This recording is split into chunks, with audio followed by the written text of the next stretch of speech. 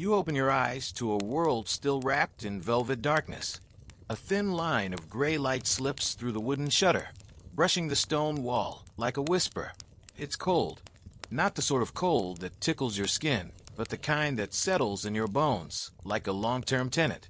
Your breath escapes in soft puffs.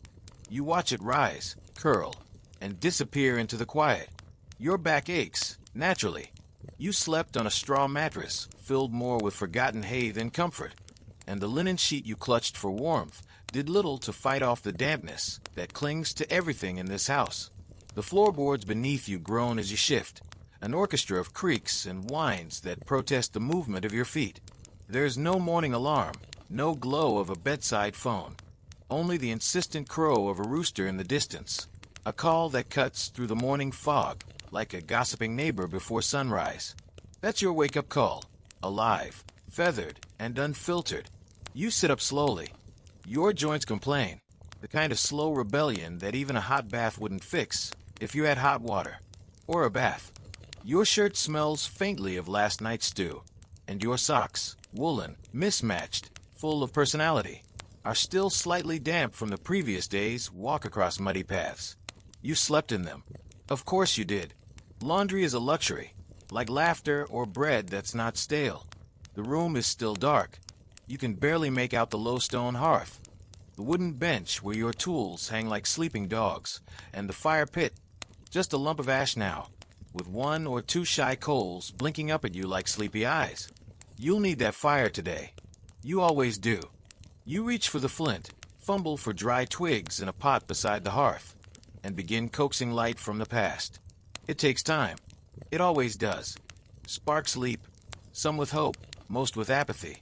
Eventually, the flame licks the dry bark, and orange warmth spills slowly across the stone walls, casting dancing shadows that look vaguely like ghosts, friendly ones mostly. Let's say it plainly. This is life before electricity. And no, there's no shortcut, no solar panel, no well-meaning villager with an extension cord from the future. If you want heat, you build it. If you want light, you earn it. Here's your one historical fact to gently nudge your sleepy brain. Until well into the 1800s, nearly 90% of the world's population lived without artificial light. Entire civilizations rose, traded, prayed, loved, and vanished, all without flicking a switch. People relied on the sun, the moon, fire, and guesswork. Especially guesswork. You shuffle toward the small wooden table near the hearth. A crust of bread waits from the day before, hard as a brick, but you know how to deal with it. Soak it in ale, chew slowly, pretend it's cake. The ale is bitter and flat. You've had worse. You probably brewed it yourself, or someone nearby did. Likely a widow with a scowl and a talent for fermentation. No Starbucks, just lukewarm yeast and gratitude. Outside, the village is only beginning to stir. A few coughs echo across the stone walls. Someone's banging something metal. A dog barks once, then again, as if remembering what it was upset about. The morning is born not with neon signs or coffee shop playlists, but with small sounds layered like a quilt. Kindling snapping, boots dragging, chickens murmuring their disapproval of absolutely everything. You put on your cloak, thick wool, hand-stitched, smells like sheep and last winter. A wooden brooch keeps it closed. It used to belong to your grandfather, or maybe you just found it on the road one day. Either way, it holds things together, and that's more than can be said for most things right now. Remember, this is a world without streetlights, sockets, or even reliable matches. A world where a dropped candle can turn your life into a cautionary tale retold over barley and sighs. A world where moonlight is both a guide and a liar, sometimes tricking you into mistaking puddles for holes or bandits for friends. Historians still debate whether most households even used candles daily. Some say they were too expensive, saved only for guests, holy days, or funerals. Others argue peasants made their own from tallow, though they stank terribly and smoked like regret. Now, here's your obscure cultural tidbit for the day. In parts of early Scandinavia, people believed that beeswax candles carried prayers to the gods faster than words ever could. So lighting a candle wasn't just practical, it was sacred. No pressure as you try to see your own feet. You stare into the slow-growing fire and realize it's not just for warmth or food. It's your TV, your lamp, your companion. People used to gather around the hearth, not just for heat, but to talk, to think, to sit and stare at nothing in particular. The fire was the only thing moving after sundown, the only light brave enough to push back the dark. And yes, if you're wondering, you probably won't make it through this day. There's no Uber, no microwave, and no notifications. You'll walk 6 miles, carry 30 pounds, and sleep like a stone before the sun even finishes setting. But for now, you're here, awake, listening to the soft hiss of flame and the reluctant beginning of another long, candlelit day. If you haven't already, take a moment, tap subscribe gently, like you're petting a goat that might kick you. Leave a sleepy comment with your location and the time where you are. We're building a slow little village of our own here. And now, let's ease into tonight's journey, where we'll follow you past your crooked front door and into a world made entirely of wood, wind, and waiting. You step outside into air that smells of smoke, damp grass, and something slightly sweet. Maybe last night's stew still wafting from someone else's window, or the faint decay of apples fallen too early from a tree. The ground beneath your boots is soft from a recent drizzle, and your first step sinks a little deeper than you expect. Your boot squelches. Nature's gentle reminder. Socks were a luxury, and mud was always personal. The sky is a slow canvas of grays and lavenders. No neon signs, no car horns, just low clouds and a few birds flying overhead like messengers who forgot the message. Somewhere a dog barks, not out of urgency, just out of principle, and a rooster tries again to be taken seriously. You begin your walk down the narrow village path. It isn't paved. It isn't gravel. It's just dirt pressed down by generations of feet, hooves, and wheels, bumpy, familiar, and unwilling to dry even when begged.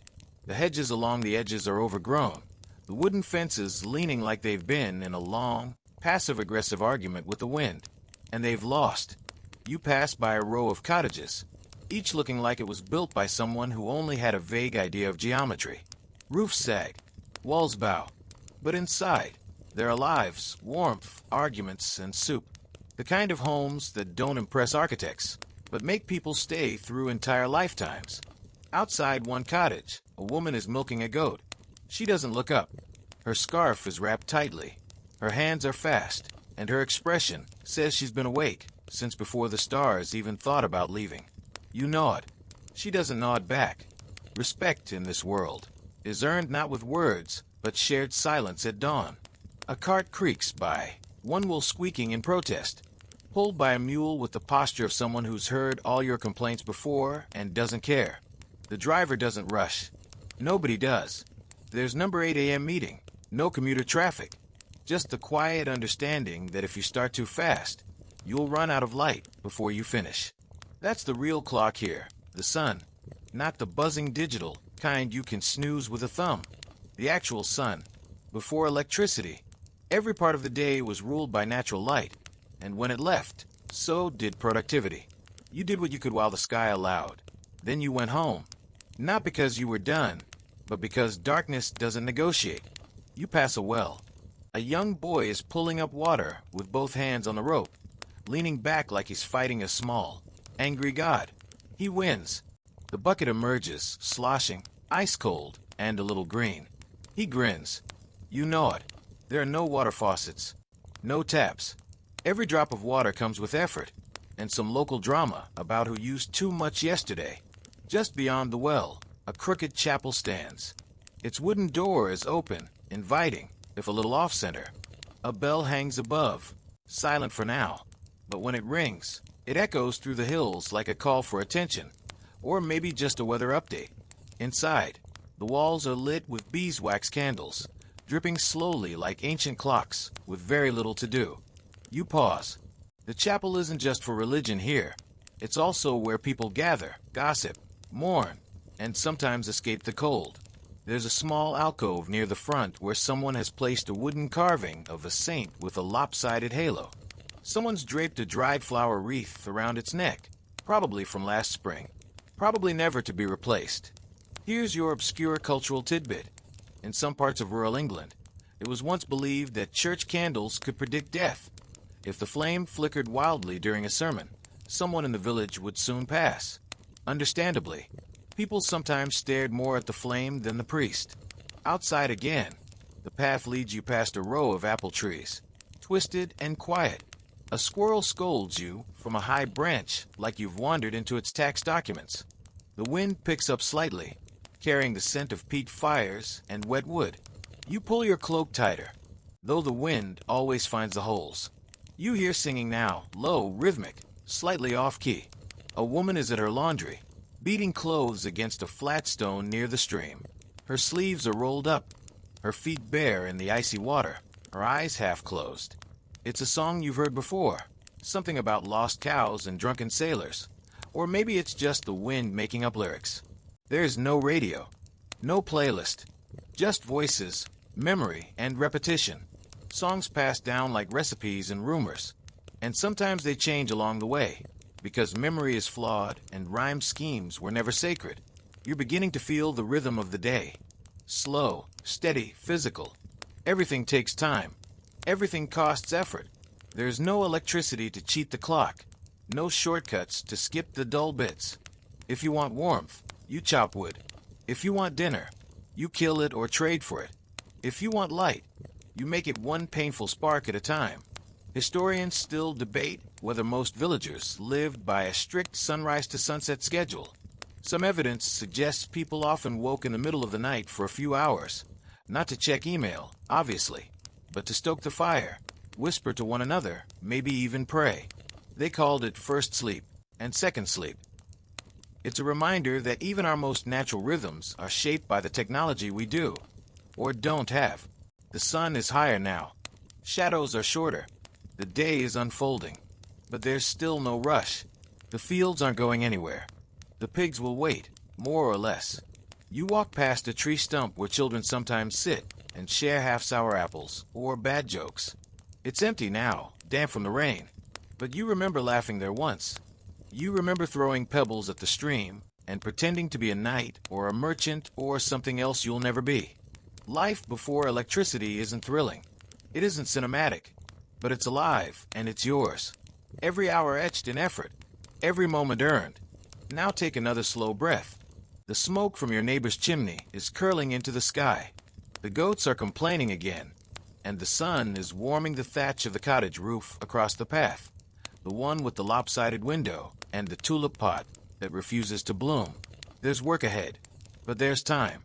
Always time, as long as the sky stays blue and the fire doesn't die. Let's walk a little farther, shall we? You follow the narrow path as it dips into a shallow hollow, where the soil smells darker, wetter, richer maybe, or just more honest about its imperfections. Your boots leave temporary impressions, and for a moment, you imagine your footprints staying there forever, like lazy fossils of someone who wasn't in much of a hurry. The morning is now fully awake. The village hums, not with machines, but with life rubbing against life. Chickens dart across your path in chaotic diagonals, flapping like they've just remembered an important appointment. A child screams with delight or mild terror. It's hard to tell which, and a woman's voice calls out, not with anger, but with the authority of someone who's been ignored before and won't be again. You nod as you pass familiar faces. Not close friends, necessarily, but known quantities. The baker's son with his crooked smile and fingers always dusted in flour. The shepherd with the bent back who insists sheep can understand Latin if spoken slowly. And old Anselm, who claims to have seen lightning strike a tree sideways once, and has since treated weather like a personal betrayal. Everyone knows everyone, not because they're nosy, but because there's simply no space to hide. No city blocks, no screens to vanish behind. Your life is a kind of open-air play, attended daily by an audience that never bought tickets. You reach the edge of the village now, where fences give way to low fields, patchy green and brown, dotted with wooden posts that lean like tired sentries. The sky above stretches wide and pale. No towers, no wires, no airplane trails, slicing the clouds into quotas. Just birds and wind, and maybe a thought or two too shy to be spoken. There's a man in the distance, stooped over his field, pulling something up from the soil. Turnips, maybe. Or disappointment. It's hard to tell from here. He pauses to wipe his brow with a rag that's seen more winters than some houses. He doesn't wave. He sees you. But he's in the rhythm now, body moving in that slow, repetitive arc that defines life before buttons and engines. Let's linger for a moment on this. Before electricity, agriculture wasn't just a job. It was the central rhythm of survival. Your calendar is dictated by seeds and frost. Your meals by what didn't die last week. And your fortune by the mood of clouds that no one can explain.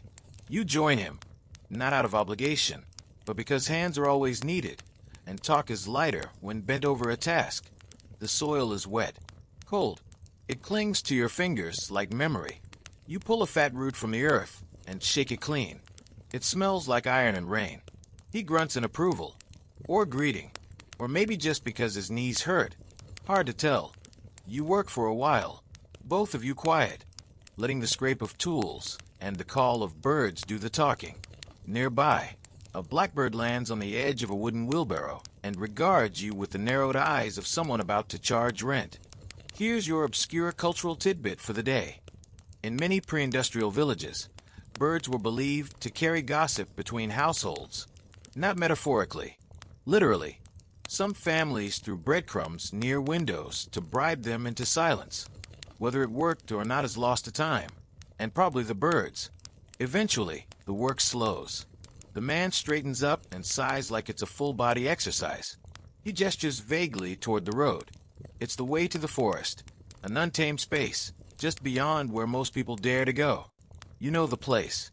You've been before, but always with purpose, never with curiosity. The road there is narrow, hemmed in by hedgerows and old trees, with faces if you look at them too long. You walk it now, alone again, the way soft with moss and the occasional sharp rock that seems to know exactly where your heel is. Your legs move without urgency. Your mind drifts. You pass an old marker stone. Its surface is pitted, its carvings mostly worn away, but you recognize the crude symbol, a hand holding a star. No one remembers what it meant. Some say it was a boundary line. Others say it marked a place where lightning struck twice, bad luck, or good luck, depending on the storyteller's mood. Historians still debate what these symbols meant in many early villages. Were they territorial, spiritual, just bored artistry in a world without Netflix? The truth, like most things buried in time, is slippery. The forest edge appears tall, dark, and humming softly with the sound of 1,000 quiet lives. Insects, birds, the rustle of creatures too small to name and too fast to see. The path narrows, the light shifts, shadows play tricks, and your heartbeat speeds up, just a little, because even now you feel it, that primal sense that forests are not fully ours. They never were, not even before electricity. They're older than language and darker than stories. You step in anyway, because that's what people do. You go into the woods when there's work to be done, or peace to be found, or maybe when you need a place where the rules bend just enough to let your thoughts breathe. You follow a stream for a while, its water whispering over stones like a secret that's mostly harmless. A deer watches you from a distance, not startled, just aware, as if to say, "Don't ruin anything." And you won't. You just walk, slowly, carefully, through the quiet green. Eventually, you find a clearing, an old one. You know it by the stumps, the moss, the air. There's a bench here, barely holding together, made from planks that were once part of a boat or a bed. You sit, and for the first time today, you feel the full silence. Not emptiness, but fullness with no need for interruption. It's easy to forget, in a world of endless buzzing, that silence isn't the absence of sound. It's the presence of peace. The forest leans in. The birds continue. The stream hums. And you just sit. Let's rest here for now. You remain seated on the worn bench, and it feels, surprisingly, like a throne. Not in the regal, gold-encrusted sense, but in that quiet, humbling way where the only kingdom you govern is the space inside your breath. The planks beneath you creak with memory, the kind that doesn't need to be told aloud. The forest doesn't demand much. It just asks that you be here, present, Still, human. The breeze shifts slightly, threading through the leaves in a kind of soft applause. Light filters down through the canopy in gentle beams. Not dramatic. More like nature forgot to pull the curtains all the way closed. The sunlight dapples your cloak. Your fingers catch the glow. For a second, you remember fireflies and festival candles. But it's morning. This light is honest. Somewhere above, a woodpecker starts its daily percussion, like a neighbor building something that will never be finished. The rhythm isn't annoying. It's grounding, like a ticking clock, but wooden and alive. You pull out a small bundle from your satchel, wrapped in rough cloth, tied with twine. Inside, a bit of cheese, hard and waxy, a heel of brown bread, barely edible without soaking, and an apple with a bruise shaped like a heart. It's not lunch. It's not breakfast. It's just food. Meals here have no branding, no mealtime hashtags, just timing and need. You eat slowly, thoughtfully. Between bites, you stare out at the forest edge, where the trees part just enough to show a sliver of hill beyond. The colors there are muted greens and tired browns, the palette of a world that's seen its share of seasons and hasn't decided whether to try again. It's around now you remember. You were meant to gather kindling. The whole reason you walked this far in the first place. You sigh the way only a task-disoriented human can. Then you rise, brush crumbs from your lap, and wander toward a patch of fallen branches. You break twigs with your hands, dry ones that snap cleanly, like bones of some long-dead idea. The bundle in your arms grows, sticks crisscrossed, like a game you didn't know you were playing. Some are too damp, some are too thick, some are just right. Goldilocks would approve, if she were around. She isn't. She probably froze in her sleep or married a miller. Hard to say. Here's your historical nugget of the day.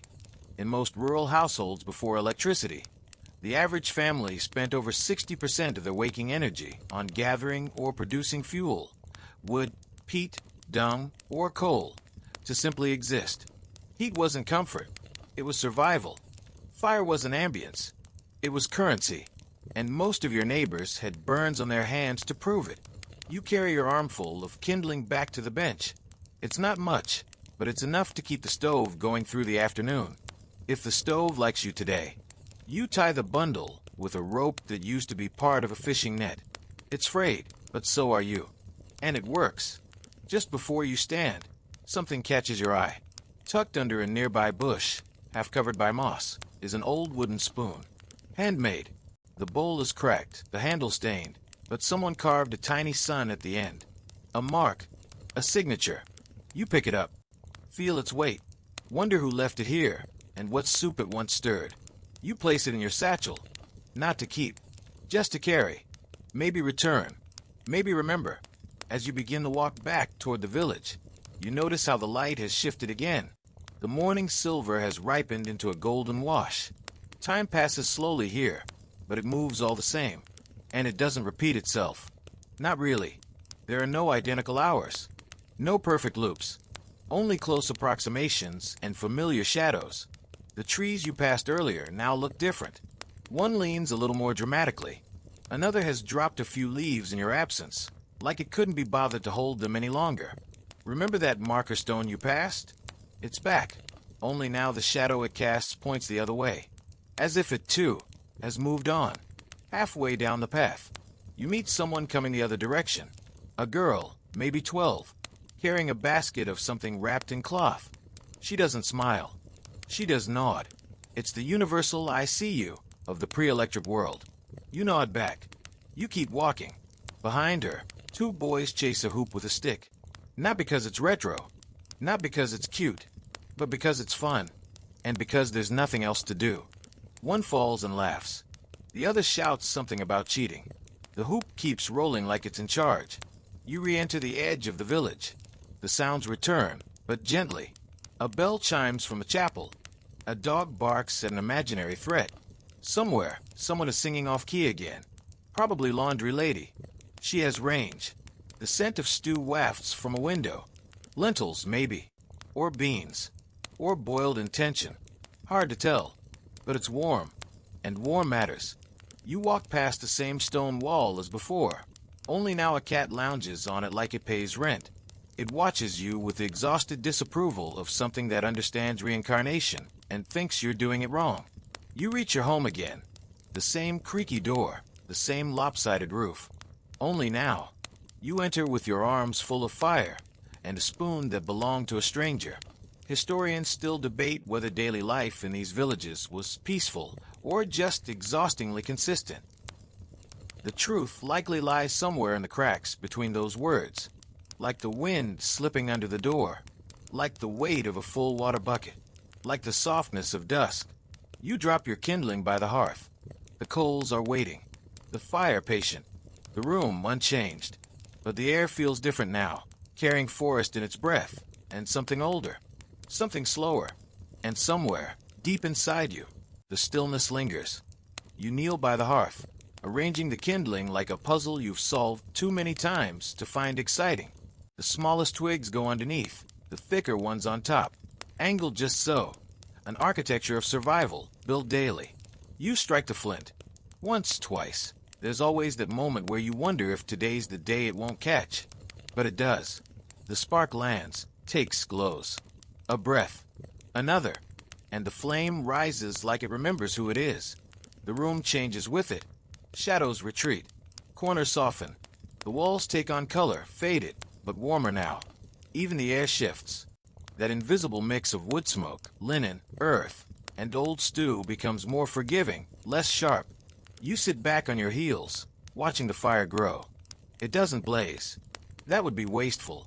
It hums. A small, steady presence. Not so different from yourself. The fire will heat the soup, dry your cloak, maybe take the edge off the cold creeping in from the window frame with all the subtlety of a tax collector. You pull your boots off and stretch your toes toward the warmth. Your feet are red, damp, and deeply unimpressed with the choices you've made. But they're here, still attached, still carrying you forward. Now that the fire is alive again, so is the kitchen, such as it is. One shelf with a few jars, lentils, oats, pickled turnips that you keep promising to like, a clay cup, a dull knife, a cutting board made from a repurposed drawer. It wobbles. You adjust it with a folded bit of rag and feel triumphant. The stew is last night's, reheated. Cabbage, potato, and what might have been meat, or at least something meat adjacent. You ladle it into a wooden bowl, sit at the low table, and eat slowly, savoring not the flavor, but the warmth. That's the real seasoning here. Temperature, hunger, gratitude. There is no background music, no scrolling headlines, just the gentle pop of the fire and the occasional drip of condensation from the roof beam overhead. The soup is good. Not great, but it's enough. And enough in this world is a feast. Today's historical anchor, before electricity. Mealtimes weren't scheduled by clocks, but by hunger, daylight, and the rhythm of labor. Breakfast, lunch, and dinner. Those tidy divisions were often luxuries of wealth and order. For most, it was eat when you can, what you have, while it's still hot. You wipe the bowl clean with a crust of bread and consider licking your fingers. Then you do. No one's watching. And besides, washing up is a full-body sport without running water. You place the spoon down, not the one you found. No, that one stays in your satchel. Somehow, it feels like it has more traveling to do, more stories to collect, like you're just a chapter in its long wooden life. Outside, the day is shifting again. The light through the window has a yellower tone now, thicker. Afternoon, if you had to guess. But time is soft here, not precise. It expands and contracts depending on the weight of your tasks and the company you keep. You grab your mending basket. A hole in your sock stares up at you like an old wound. You sigh, thread a needle with thick, scratchy wool, and begin the delicate operation of pretending you know what you're doing. Your stitches are crooked. The sock now looks like it has opinions, but it will hold for another week, maybe two, long enough for your foot to forget it was ever whole. You think briefly about the merchant in the next village who sells imported cloth, bright dyes, fine linen, buttons like polished teeth. But he also smells like betrayal and unpaid debts, and you're not in the mood for negotiation or flattery. So the sock stays, as it is, as you are. Here's your cultural oddity for this section. In many medieval towns, it was customary to bury broken needles in the hearth ashes to prevent bad luck. Some said discarded iron could attract spirits. Others just didn't want someone stepping on it. Either way, your broken needle joins the ash pile like a soldier at rest. You put the mending away and sit by the fire again. Your eyes drift across the room, stopping on the shelf where your few precious things sit. A carved comb, a bit of ribbon from a festival 3 years ago, a smooth stone that looks vaguely like a sleeping cat. This isn't a home built for aesthetics. It's a home built from need and patched with memory. You hear footsteps outside, slow dragging, familiar, a knock not urgent, just patterned. You rise and open the door. It's Tomas, the neighbor with the cart and the stubborn ox. He nods. You know it. He hands you a bundle wrapped in cloth. Inside, a few onions, a wedge of hard cheese, and a small pouch of salt. In return, you give him the 2 fire pokers he asked you to sharpen last week. He grunts. That's gratitude in his language. Then he's gone. The door closes. The house breathes again. Historians still debate whether these acts of casual barter were structured systems or organic chaos. But anyone who lived it would say the same thing. Trust was the currency. Reputation was the receipt. You sit once more, eyes heavy now. The light is dimming. You'll need to fetch water before it gets too dark. But not yet. Just a minute more. The fire crackles. The world hushes. And your eyelids pull downward like curtains drawn across a quiet stage. Let's rest here for a moment longer. There's water to carry, yes. But right now, there's nothing demanding urgency. Only the simple presence of warmth. Of quiet. Of here. You made it through the day. Almost. You rise with a soft groan. Not dramatic. Just enough sound to let your joints know you're aware of their complaints. The fire sighs behind you as you pull your cloak on again. The familiar weight, settling over your shoulders like a sleepy cat. The water bucket waits near the door. It's wooden, banded in iron, and slightly uneven on one side. A bit like yourself. Outside, the light is different now. Thicker, browner, like the day is slowly being dipped in tea. The shadows are longer, the air cooler, and the breeze has picked up that certain evening scent, wood smoke, damp leaves, and the faint, almost metallic tang of time preparing to fold itself up. You follow the worn path toward the well. It's not far, but in the dying light, every step feels more sacred.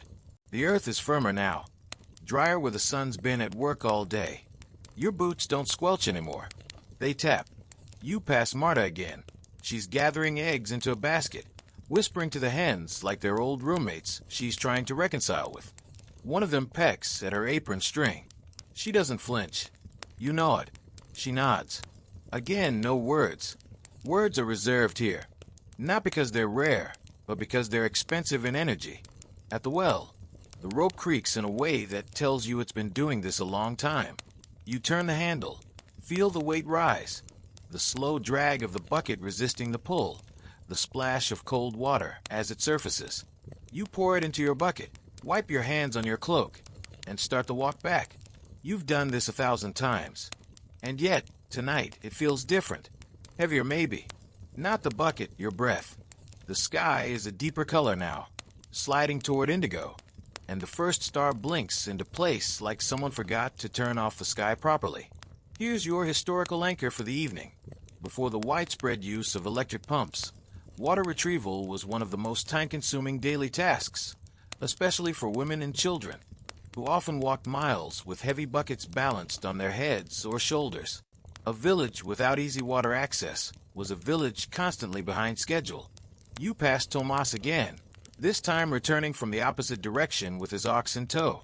The animal trudges, stoic, its eyes blank with that unique wisdom of beasts who live slowly enough to outthink panic.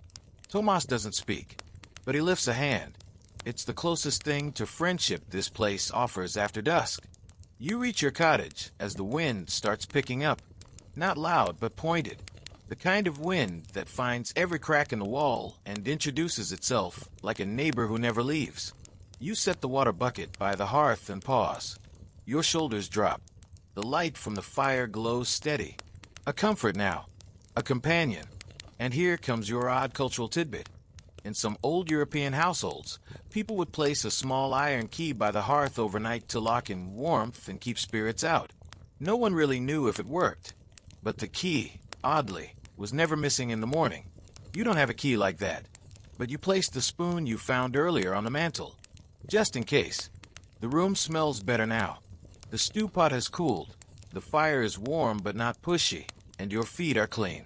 You rub them dry and slide them under the wool blanket near your bench. It's not quite bedtime, not officially, but sleep here is more of a wave than a clock. It arrives gradually. It doesn't ask. You pull out a bit of old cloth and begin winding it into cord, not because you need rope, but because your hands like something to do. Idleness in this place feels heavier than labor. It's a different kind of tired, the sort that settles behind your eyes if left unchecked. You think, idly, of the chapel bell. It hasn't rung since midday.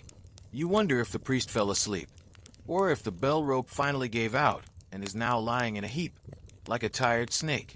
You smile to yourself. A rare thing, that smile, but earned. Historians still debate whether the twilight hours were restful or full of quiet industry. Diaries and folklore suggest both. Some families told stories. Others prayed. Many simply sat by the fire in silence, letting the flames speak the last words of the day. You finish your cord. Place it in a small tin box. That box holds many things, none of them valuable in coin, but priceless in memory. A bent thimble, a baby tooth, a coin so worn it could be any king, or none at all. The wind pushes harder now.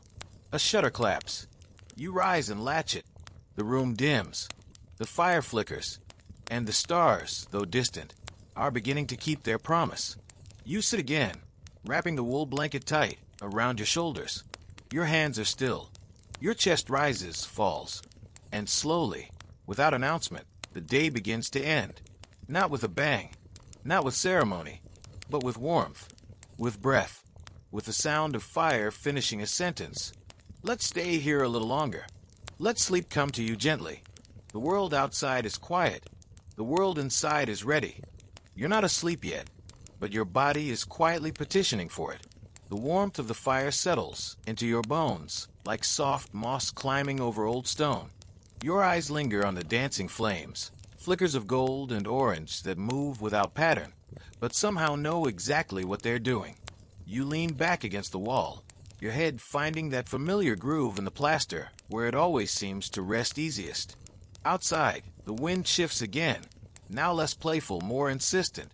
It pushes along the eaves and whistles through the shutters, as if it's checking to see who forgot to close something.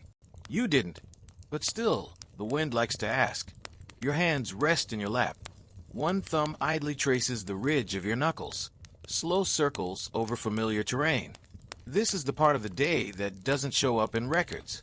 There's no recipe for it, no calendar entry. But it exists, this quiet pause between obligation and oblivion. A soft nowhere, a gentle laughter. You rise slowly to tend the fire, not because it's urgent, just because the motion is comforting. You prod the coals with a long iron rod, watching them shift and breathe. Some glow brighter, others crumble. You add a small log. Hear it catch almost immediately. The room responds with a new wave of warmth. On a nearby shelf sits your candle, half spent, slightly bent, the wick curled like a question mark. You light it, not for need, but for atmosphere. It's silly, perhaps, to talk about atmosphere when your house has a dirt floor and a door that doesn't quite close. But still, there's something ceremonial about a flame made for beauty. You sit again, candle flickering beside you, fire humming, wind rattling, and the night finally claiming its seat at the table. Today's historical fact. In many households before electricity, the evening hours were divided into two parts, first sleep and second sleep. People would sleep a few hours, wake around midnight to stoke the fire, pray, talk, or even visit neighbors, then drift into a second sleep until sunrise. The 8-hour uninterrupted sleep we now see as normal is a relatively modern invention. Your ancestors, they took intermission. You stare into the middle distance, the way someone does when they've stopped thinking in words and started remembering in pictures. the face of someone long gone, the sound of laughter from last spring's planting festival, the smell of fresh rye bread cooling in a cloth-lined basket. None of these things are here, and yet somehow they are. You pull your blanket tighter and begin humming. Not a song with lyrics, just a melody passed down through breath and bone. Your mother used to hum it when the power went out. Well, if she had lived in a time with power. You get the idea. And now for your odd cultural tidbit of the evening. Some early communities believed that dreams seen during the first sleep came from the soul, while those in the second sleep came from spirits wandering the night, which may explain why people woke between the two, to sort the difference, or to light a candle just in case something was watching. You feel it now, that tug, that gentle descent of your consciousness from upright awareness into something less defined. Not yet sleep, but something adjacent. The wind, though louder now, feels distant. The fire seems smaller, or maybe the room has grown. Either way, your world narrows to the edge of the hearth and the edge of your thoughts. You think of the spoon again, the one from the woods. It's still there on the mantel, catching firelight in its tiny carved sun. Who left it? Why? You wonder, not urgently, just curiously. And like most questions at this hour, you let it float. Historians still debate whether people in the pre-electric age experienced more lucid dreams because of the darkness and silence, or simply because they noticed them more. Without screens and noise, the subconscious had a clearer stage. Your head tips forward, your eyelids drop, then flutter, then drop again. A nod, a breath, a small surrender. You pull yourself to your feet, reluctantly, tenderly, and walk the 3 short steps to your sleeping bench. The blanket, already waiting, is heavy with wear and warmth. You lie down, shift once, then again, then settle. The fire remains lit. It won't last the whole night, but long enough to keep the chill at bay. You stare at the ceiling beams, counting knots, like stars in a very low sky. You wonder if tomorrow will be different. Probably not, but maybe that's the comfort. The candle flickers beside you. You blow it out, gently, and the darkness sighs in relief. The room exhales. So do you. And now, in this cocoon of wood and wool and silence, sleep begins its slow, certain climb. Let it come. You've done enough for today. Morning returns, not all at once, but as a gentle argument against the dark. First comes the cool shift in air, then the faint grumble of birds, still tuning their instruments. Finally, that soft gray light peeking around your shutters, like a nosy neighbor with good intentions. You stir, your eyes open slowly, adjusting to a world that hasn't changed much overnight.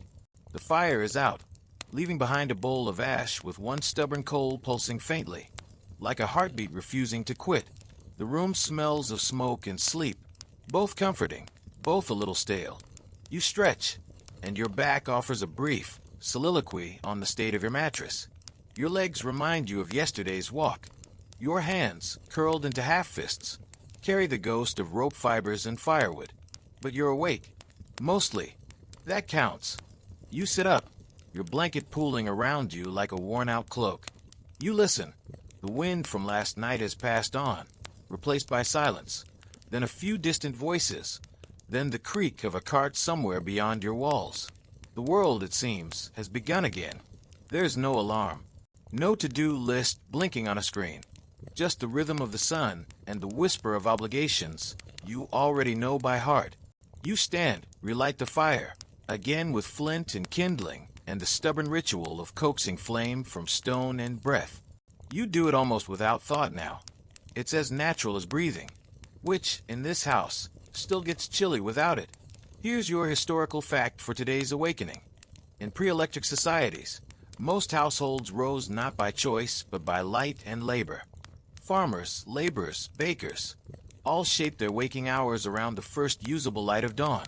The clock didn't dictate when you got up. The cow did. The stew pot is cold, but not empty. You scoop some into a small pan and place it near the rekindled fire.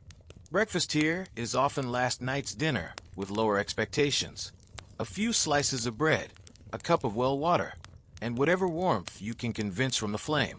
It won't make your eyes sparkle, but it'll keep your legs moving. You eat cross-legged, watching the first rays of sun paint your shutters gold. Outside, a dog barks again, either greeting the day or arguing with it. You wash your face with a damp cloth and throw on your cloak, still warm from your body sleep. It smells like fire, wool, and vaguely of onion, which is fine. The village has changed overnight, just enough to notice. A cart stands near the chapel now, loaded with baskets. Tomas is already there, scratching his ox behind the ear like he's trying to jog a memory loose. A few villagers gather slowly, pulling cloaks tighter, lifting lids, trading quiet words. It's market day. Small, local, humble, but market day nonetheless. A time when goods change hands and stories change shape. When gossip is a form of commerce and barter often ends with a shrug and an insult that somehow sounds like praise. You walk the narrow path toward the chapel square. It's muddy in patches, but mostly firm. Chickens dart across, weaving between boots and baskets, complaining like they own the place, which, arguably, they do. A boy runs past with a sack nearly his size bouncing behind him. He's grinning like he knows something you don't. Probably he does. You nod to Marta, who's selling eggs and pickled vegetables. Her face is as unreadable as always, but she lets you pick the better jar without protest. That's practically affection in her language. You trade the last bit of your dried herbs for a length of cord and a small tin of lard. Fair trade, maybe even generous. The vendor gives you a crooked smile, revealing one gold tooth and 3 opinions he's about to share uninvited. You nod politely, take your goods, and step away before the story starts. And here's your odd cultural detail for the day. In some rural villages, a coin with a hole in it was considered lucky at market, but only if you didn't spend it. People would hang it from a string around their neck, kiss it for fortune, and sometimes forget it entirely. Superstition? Of course, but in a world where weather could starve you and fire could ruin you, you took luck wherever you could afford it. You find a bench near the edge of the square. It's worn smooth by generations of tired traders and gossiping widows. You sit, not to rest, but to observe. A girl nearby is trying to sell hand-dyed cloth. She's got more enthusiasm than customers, but that's how most stories begin. A man argues over the price of onions, like the fate of empires depends on it. Someone else tunes a lute with more confidence than skill. The strings groan, but no one complains. Historians still debate whether small markets like these were more social than economic. Many argue they were both. A lifeline of goods, yes, but also of connection. In a world without screens, the square was your feed, your inbox, your comment section. You watch as Tomas barters 3 turnips for a new blade. Marta gets a ribbon for her niece. The baker buys salt and forgets he's already bought some. Twice. The butcher laughs. The priest sneezes. The sun climbs higher. The square grows louder. And you feel something not quite joy, but close. A kind of belonging. Not because everyone here loves you, but because they see you. They know your name. They've borrowed your tools and blamed you for their leaky roof. And still here you are. Together. You rise, adjust your cloak, and take the path back home. The village hum fades behind you, replaced again by birdsong and the crunch of your boots. You pass your shutter, now wide open, letting light spill onto the stone floor like honey on cold bread. Inside, the fire is still alive. The stew is gone. The candle stub waits for its next calling.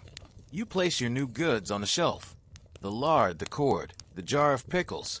And for a moment, your house feels full. Not of things, but of moments. You made it through another day. And evening will come again, just as it always does. But for now, breathe. Sit by the fire. Let the quiet fill you before the dark returns. And remember, the world didn't need to glow to be beautiful. It only needed to burn slowly. Like this. The afternoon has begun its slow descent, folding light across your floorboards in long diagonal streaks. It is the kind of light that makes everything look warmer than it is. Your home, humble as ever, appears briefly like a painting, shadows soft, textures deepened, colors gentled by the sun's farewell. You've put away your goods from the market, and the room now smells faintly of vinegar from the pickles, wax from your old candle, and earth from the fresh vegetables wrapped in cloth. A quiet satisfaction settles over you. Not triumph, not joy, just a kind of mild, earned peace, like finishing a long sentence in a language you're still learning. Outside, the wind carries the occasional murmur of voices from the village square. Laughter, a sharp call, the unmistakable rhythm of someone sweeping cobblestones with too much determination. The market's dying down, but the people linger. Because they can. Because daylight still has breath. You sit on your stool, next to the fire, and unwrap a small cloth parcel. One you didn't trade for, but were gifted. A small wedge of smoked fish. You smile. The baker's wife, perhaps. She's never kind to your face, but she always insists you take it before it spoils. It never spoils. You slice it thin with your dull knife, then press it between two coarse slices of bread.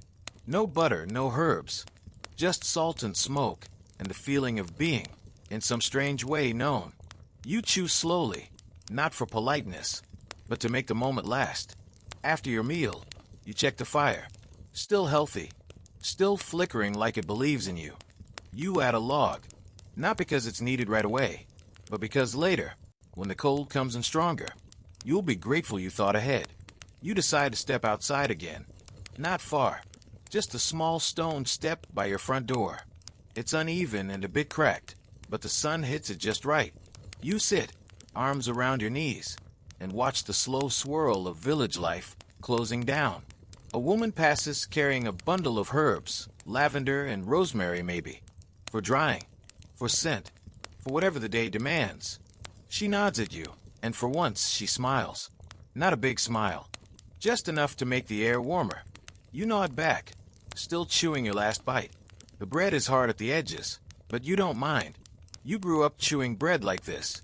Or rather, the bread raised you, fed you, taught you how to savor a crust like it held secrets. A child walks by, dragging a stick through the dust, creating swirls that make no sense but are clearly important. He's humming a song, one you vaguely recognize from last spring's planting festival. Something about bees and milk and the moon falling asleep. The lyrics never matter. The rhythm always does. Here's your historical anchor for the day. Many village songs passed orally, never written. Not because people couldn't write, but because writing them down would change them. Songs belong to the moment, to the air, not the page. They shifted with each singer, each generation. A line about apples might become a line about hay. A name might vanish. But the melody, the melody, endured like a river wearing down stone. As you sit there, listening to that small voice disappear down the path, you find yourself humming too. A different tune. Older. Maybe something your mother hummed when she thought you were asleep. Maybe something you invented just now. The difference, at this hour, doesn't matter. And now, your cultural curiosity for this section. In parts of pre-industrial Wales, people believed that humming or whistling after sunset could summon fairies, or worse, attract the attention of the listened beasts, creatures said to roam just beyond hearing, drawn by sound, which might explain why so many evening songs are soft, barely whispered. The sun begins to dip, turning orange at the edges, as if embarrassed to be leaving so soon. You rise slowly, your knees complaining like unpaid workers, and step back inside. The shadows in your home have returned, not menacing, just heavier, expectant, as if waiting for the next fire, the next story, the next dream. You light the candle again, not because you need it yet, but because you love the moment of light re-entering the room. The tiny flare, the tremble, the immediate companionship. It's not bright, but it's brave. You check the stew pot. Still enough for tonight. Maybe enough to stretch into tomorrow. If you add water and imagination, you do. Because stretching is a skill in homes like this. Stretching food, stretching time, stretching warmth until it covers the cold corners. You pull the bench closer to the fire and bring out your repair work. A leather strap, worn thin. A wool glove missing its thumb. Tasks that don't shout, but quietly insist. You thread the needle with deliberate care and begin. As you sew, you listen again, not just to the room, but to the house itself. The wooden beams above creak in the wind. The chimney groans slightly, as if it too is settling in for the night. A mouse scratches behind the wall. Not alarming, just existing. Like you. You wonder briefly about the spoon on your mantel. You still haven't told anyone you found it. Part of you wants to keep it yours. Another part wonders if someone is out there, remembering a loss they can't explain. You consider carving a mark into it. Something simple. A sign that it's been noticed. You don't, though. Not yet. The fire is strong now. The room is warm. And you feel that slow ache behind your eyes that means your body is ready to turn down the volume of the world. Historians still debate whether this twilight hour, this slow, task-filled quiet, was restful or wearying. But diaries from the time speak of it often. They mention the hush after firelight, and the hour when the world sits with you, not against you. You feel that now. A kind of unity with your house, your fire, your breath. The outside world is dimmed. The village square is silent. The chickens are roosting. Even the wind sounds like it's walking softly. You finish your repair work. Place the glove gently on the shelf and stand. Your legs complain less now. They've accepted their role. You move with care, not because you're fragile, but because everything is slower here. Thoughtful. You bank the fire, blow out the candle, and lie down on your bench. The blanket finds you. The straw mattress greets you with its usual compromises. You close your eyes, and the dark, rich and deep, wraps around you like a promise. Not of excitement, not of adventure, but of stillness, of one more day done, and the world, despite its cracks, having held you through it. You wait not with urgency, but with that slow, blooming awareness of being somewhere safe, the kind of waking that doesn't start in the eyes, but in the breath. You lie still for a moment, eyes closed, listening. Not just hearing, but listening. There's a difference, and the morning invites that kind of depth. The fire is out again, of course. Just a basin of pale ash, and one coal pretending it still matters. You'll coax it back later. For now, your bed holds you like a conversation that hasn't ended. The blanket is heavy. Your bones are heavier. You roll to one side and stretch slowly. Your joints don't so much crack as murmur. An ongoing commentary from knees, hips, shoulders. You sigh into it. There's something comforting about a body that complains the same way every morning. Predictability is a kind of love. The light coming through the shutter is gentle, grayish yellow, like the world is hesitating before choosing a color. Birds are already in mid-dialogue outside your window. A rooster, somewhere, has appointed himself mayor again. He takes his job seriously. You sit up. Feet touch the cold floor. You wince slightly, not from pain, but from how honest the stone is. No fluff, no temperature control, just the earth beneath you saying, "Welcome back." It's still hard. Today will be colder. You can feel it in your fingers before you even move. The air has changed texture, less moisture, more bite. You pull on your wool socks, each one requiring a brief negotiation. Then your boots. The laces are stiff. The left one is fraying, and you make a mental note to mend it. You won't remember, but you make the note anyway. At the hearth, you begin the morning ritual of fire coaxing. Flint, tinder, patience, a breath held in the lungs like prayer. Then a spark, then another, a curl of smoke, a tiny flame that gasps, then steadies. And now the room begins to change. The fire's breath dances over the stones. The kettle beside the hearth gets its turn. You fill it from the water bucket, which is cold enough to sting your hands. You grit your teeth, not dramatically, just because there's no other option. Here's your historical note for this quiet dawn. In the absence of electricity, mornings were not productive as we define it today. They were preparatory. The first 2 hours after waking were often spent not in output, but in tending to the fire, heating water, inspecting tools, brushing out the hearth, and simply letting the body adjust to the world again. It wasn't lazy. It was ritual, necessary, intentional. You stir the kettle with a stick to chase out air pockets. It won't boil fast. It never does. But you know the rhythm. While it warms, you prepare a small meal. Yesterday's crust of bread, soaked in the warming water with a few dried herbs thrown in. It's not porridge, but if you close your eyes and imagine hard enough, it's something close. You sit at your small table, wrapped in your cloak, bowl in hand.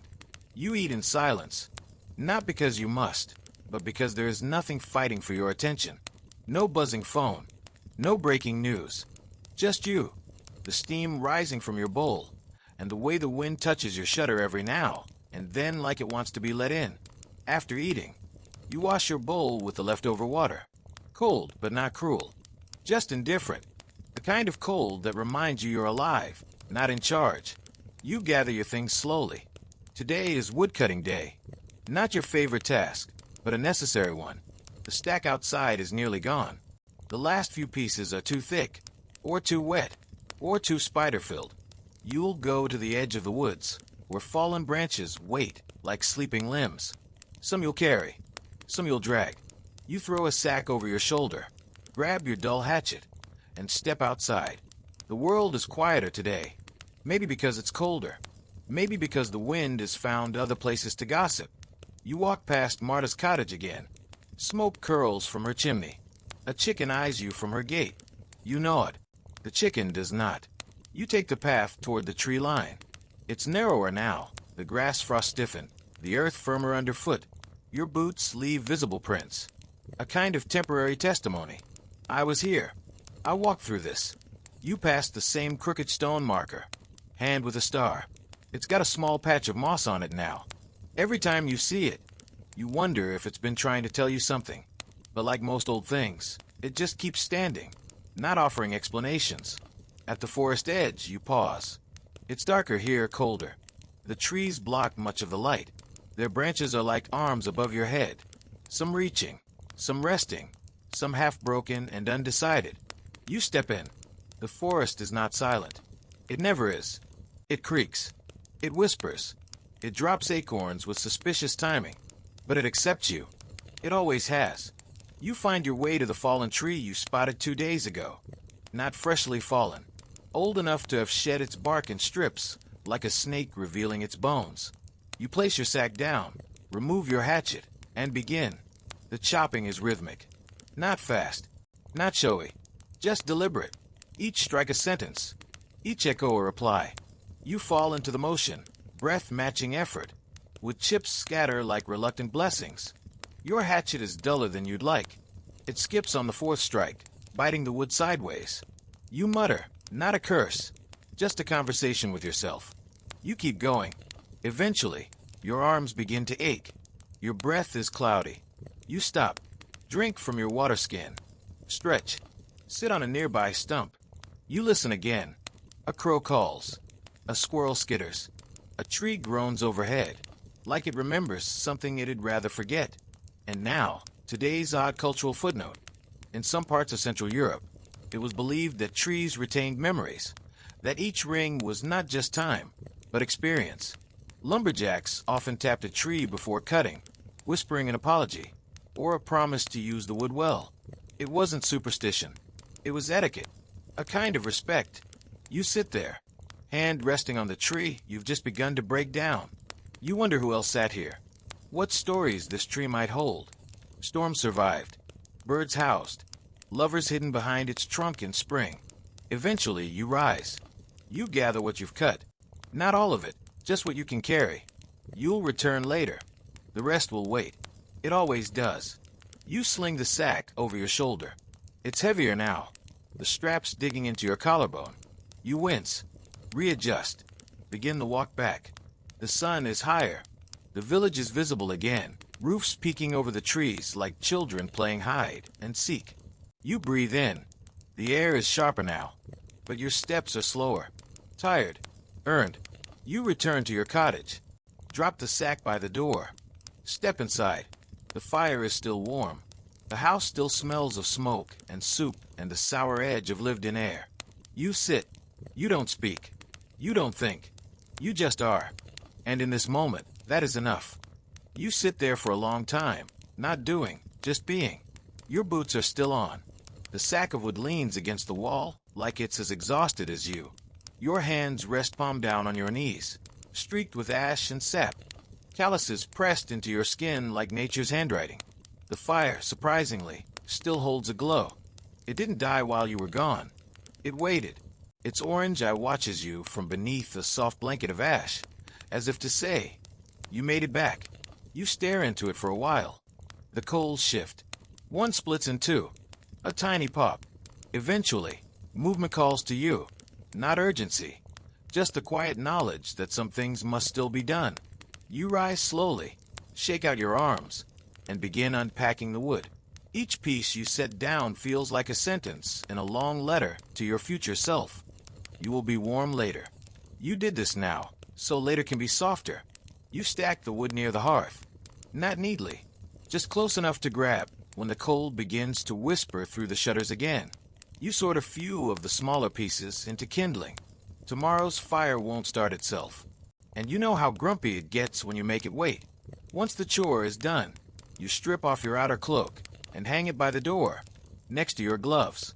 You roll your shoulders, stretch your neck, and allow yourself a full-bodied sigh. The kind of sigh that isn't about sadness or joy, just release. A quiet exhale of having completed the task that stood between you and rest. The water bucket is half full. You ladle some into your clay cup and drink it slowly. It's cold, earthy, honest. You swirl the last inch and toss it into the hearth with a hiss. The sound is oddly satisfying. You glance at the stew pot again. What remains is thickened into a slouching mass. It isn't beautiful, but it's familiar. You add a splash of water, stir it with the wooden ladle, and set it closer to the fire. Dinner, such as it is, will take care of itself. You sit again, this time on the bench near the window. The light outside is fading into the blue-gray phase of evening, that quiet pocket between gold and black. The world outside looks hushed. Even the trees, tall and distant, seem to be lowering their voices. You take out your small sewing tin and begin repairing the strap on your boot. A humble task, fiddly, mildly annoying, but satisfying. You thread the thick needle, push it through stiff leather with careful strength, and pull the thread tight until it squeaks. Again, like a lullaby for the hands. As you work, your thoughts wander. You think of the chapel bell and wonder why it didn't ring today. You think of the girl at the market selling fabric with more hope than customers. You wonder if she sold even one scarf. You think of the spoon still resting on your mantel. You haven't carved it. You still might. Here's your historical anchor for this deepening hour. In rural homes before electricity, the early evening wasn't idle. It was a time for quiet work. Spinning, carving, mending, candle making, reading if you were lucky enough to be literate and own a book. But always work, because daylight was precious and candles weren't cheap, and your body didn't understand the modern invention of free time. Rest was earned, but so was stillness. You finish your repair and tie off the thread. The boot, imperfect but sturdy, is ready to carry you through more miles of mud and market, firewood and frost. You place it by the hearth to warm. Dinner is ready now, barely a stew, more hot mush. You eat it slowly, holding the bowl close to your chest, letting the steam fog your face. It's bland. It's uneven. It's yours. You finish it with a crust of bread, so hard it might technically qualify as a weapon, but you chew through it all the same. When the meal is done, you wipe the bowl with a bit of cloth, rinse it in the basin, and place it upside down to dry. A rooster crows outside, confused or defiant. You murmur a response. You're late. He doesn't answer. You light the candle again, your second one this week. The wick crackles. The flame flutters, then steadies. Its light is soft, friendly, not enough to read by, but enough to remind you that you are not entirely in the dark. And now, today's odd cultural tidbit. In parts of Eastern Europe, it was believed that shadows created by candlelight could carry the thoughts of the person casting them.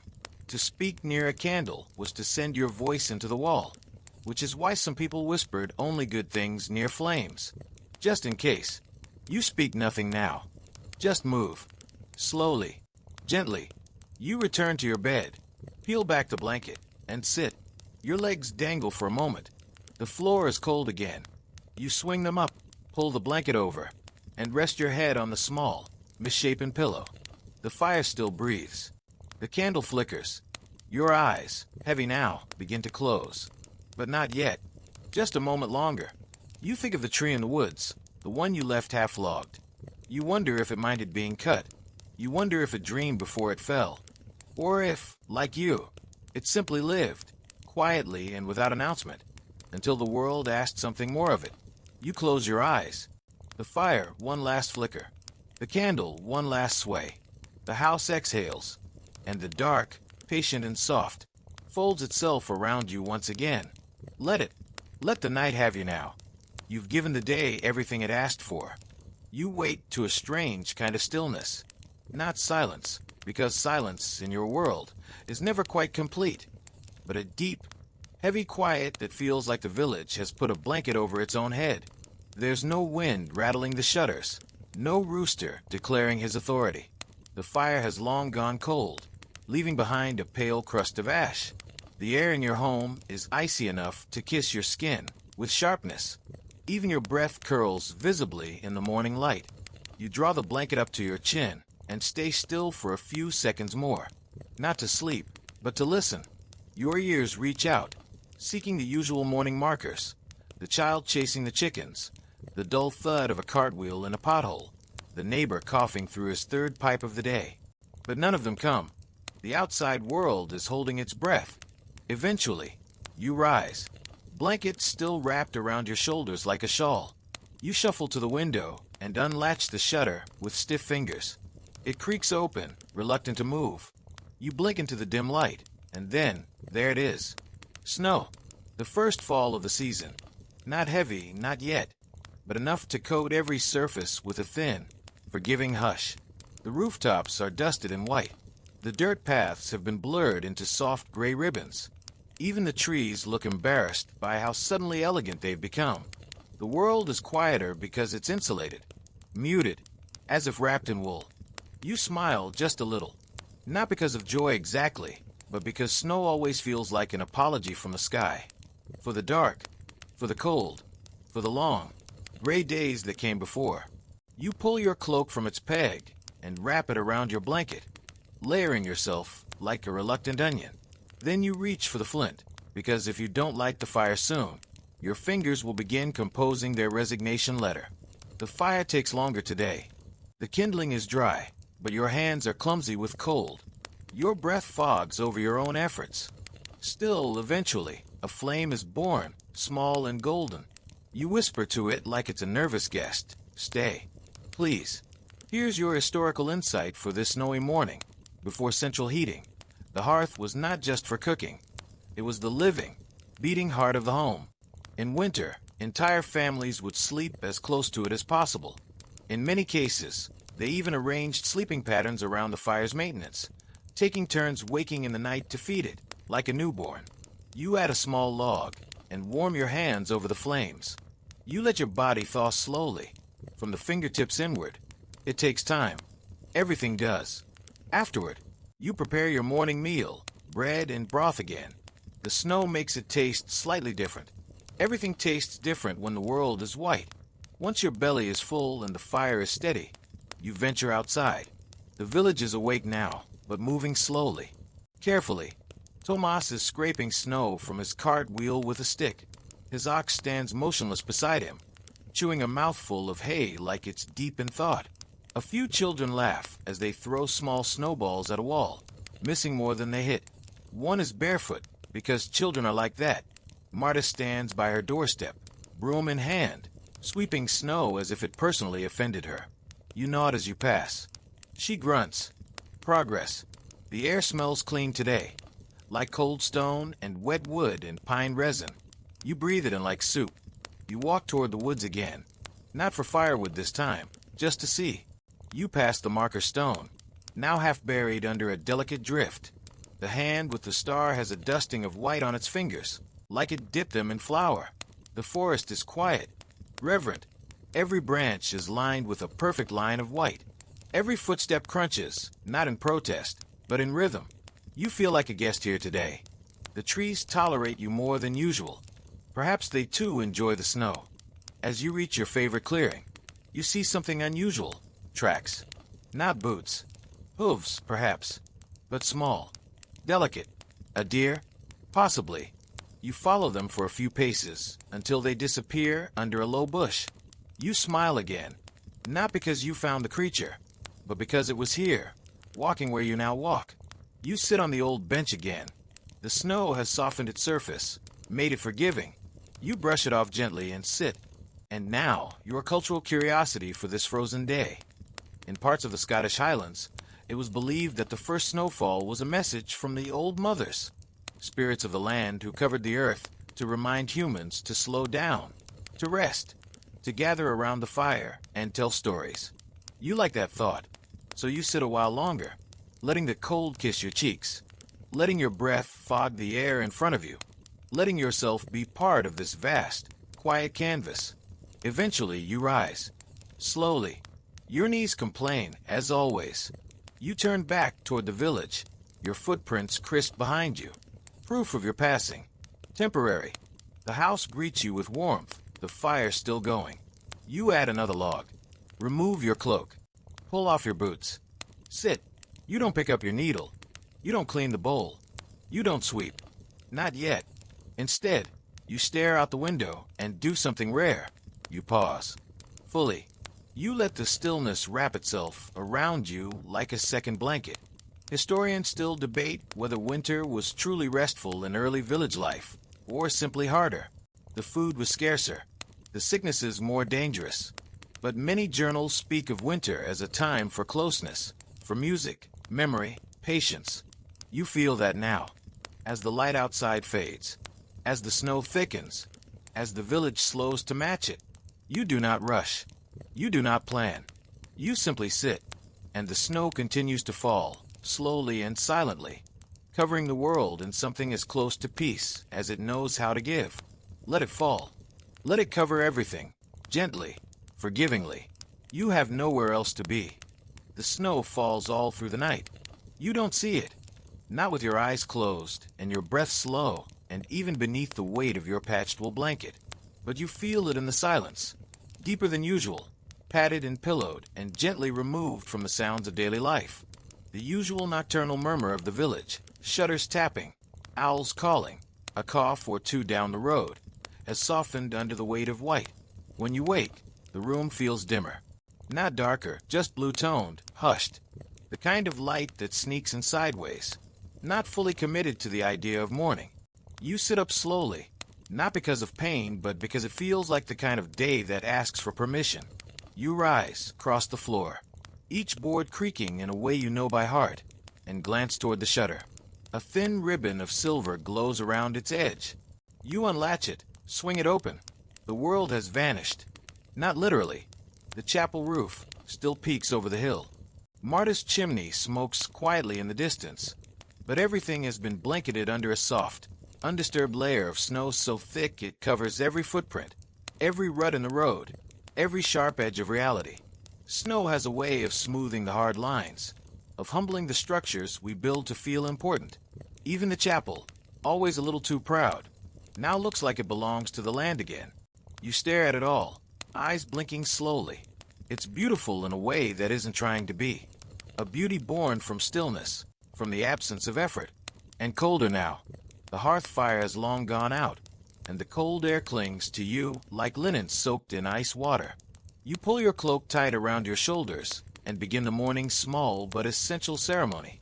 Fire building. You crouch. You blow on the coals. Nothing. You tap the edge of the ash with your fingers, looking for a spark hiding under the blanket of white. Still nothing. So you start again. Flint. Steel. Birch bark. Patience. The first spark lands, fizzles, fails. Again. Again. Then finally it takes. You hold your breath as it curls around the tinder, as the small flame hesitates, then licks upward with newfound purpose. You whisper to it. You don't even mean to. You just do. You're safe here. It lives. As the flame grows, the room begins to warm, not by degrees, but by attitude. Your home becomes something less like a cave and more like a refuge. You stand, stretch, and begin your morning. The bread is cold and hard, but when soaked in hot water and flavored with salt, it transforms into something edible, if not delightful. You chew it slowly while staring out the window, watching the flakes continue to drift downward like ash from a forgiving fire. Here's your historical note for this quiet, whitewashed morning. In villages before electricity, snow days weren't leisure. They were logistics. A heavy snowfall meant reorganizing your entire day. Checking roofs for weight, brushing off thatch before it soaked through, digging paths, melting snow for water if the well was iced over. Survival depended less on strength and more on awareness. You wrap your scarf around your neck, tuck your hands into thick gloves, and step outside into the muted world. Your boots crunch into the fresh powder, each step a small betrayal of the perfection that had settled overnight. The road is gone, replaced by suggestion. You walk slowly, cautiously. Even familiar places feel different in this new skin of white. You're headed to the chapel, not for prayer, though no one would stop you. Not even for community, just to check the roof. The priest is elderly now, and though he insists he can do it all himself, everyone knows he fell from a stool last week trying to relight the chandelier candles. No one talks about it, but everyone knows. The chapel's side door is stuck, frozen at the hinge. You knock the frame with your elbow, gently but with rhythm. Eventually it shifts. You slip inside and remove your hood. The air smells of cold stone, smoke, and leftover incense. Father Auric stands by the altar, wrapped in more wool than doctrine, staring at the snow through a narrow window. He turns as you enter and nods. No surprise, no question, just a shared understanding. It snowed, so you came. Together, without needing to speak, you move through the small church. You climb to the loft. The roof above is holding for now, but the snow's weight is pressing hard against the beams. You open a hatch and step onto the ledge, broom in hand. The snow is deep, fluffy on the surface, but heavy underneath, like most things in life here. You begin brushing it off gently, working outward from the edges. It falls in great clumps to the ground below, thudding like sacks of flour. Father Auric watches from the window, arms crossed, eyes sharp. Halfway through, you pause, lean on the broom handle, and look out across the village. It's not big. 20 cottages, maybe. A barn, the stream beyond. A mill that works when it feels like it. But from up here, with the snow flattening it all into hush and softness, it feels almost sacred. Not in a holy way, in a real way. This is the world. Yours. Now, here's your curious cultural detail. In parts of early Slavic folklore, the first person to walk through untouched snow would carry that year's luck, either for good or ill, depending on how the village felt about you. Some communities even waited until the priest made the first footprints, believing they'd guide the village's fate. You glance at your own prints in the chapel roof snow, now broken and tumbling to the ground below. Whatever fate you've started, you hope it's at least kind. After the roof is clear, you climb down and nod to Father Auric again. He offers you a cup of something warm, herbal, a little bitter. You accept it without question and drink it near the stove at the back of the chapel. The warmth spreads through your chest like a memory of summer. You say nothing to each other, not because you have nothing to say, but because it's already been said. Eventually, you pull your hood back on, step outside, and walk home again.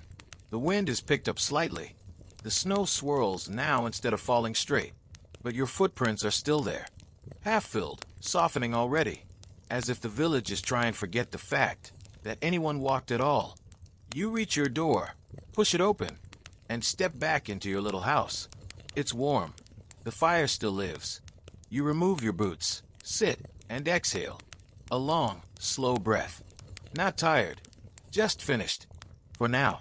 Historians still debate whether snow brought rest or hardship in pre-electric societies. In truth, it brought both. It was beauty and burden, a curtain and a challenge. And perhaps that's what made it so powerful. You stare at the fire. The logs crack softly. Your socks steam where they rest near the flame. Outside, the world returns to white. Inside, you stay still. The day doesn't need more from you now. You've done enough. Let the snow fall. The fire has settled into a steady rhythm by the time the snow outside begins its slow, subtle shift from flurry to drift. You're not watching it fall anymore. You're simply aware that it is, just like your own breath, or the sound of your heartbeat when everything else in the world is still. There's something about a snow day that softens time. The minutes stretch, the hours meander, and even your thoughts start to slow down as if reluctant to disturb the quiet. You're seated by the window now, wrapped in your cloak, a blanket draped around your shoulders, a hot cup of broth between your hands. The cup is old clay, chipped at the rim, but it holds warmth the way your cottage holds silence, stubbornly, and with quiet dignity. Outside, the rooftops are smooth domes of white, and every tree branch looks outlined by a careful painter's hand. The whole village has taken on a certain elegance. You would never call it beautiful on a normal day, just functional. But under snow, with all the clutter hidden, the sagging beams and patchy walls forgiven, everything appears intentional, like even the accidents were part of the design.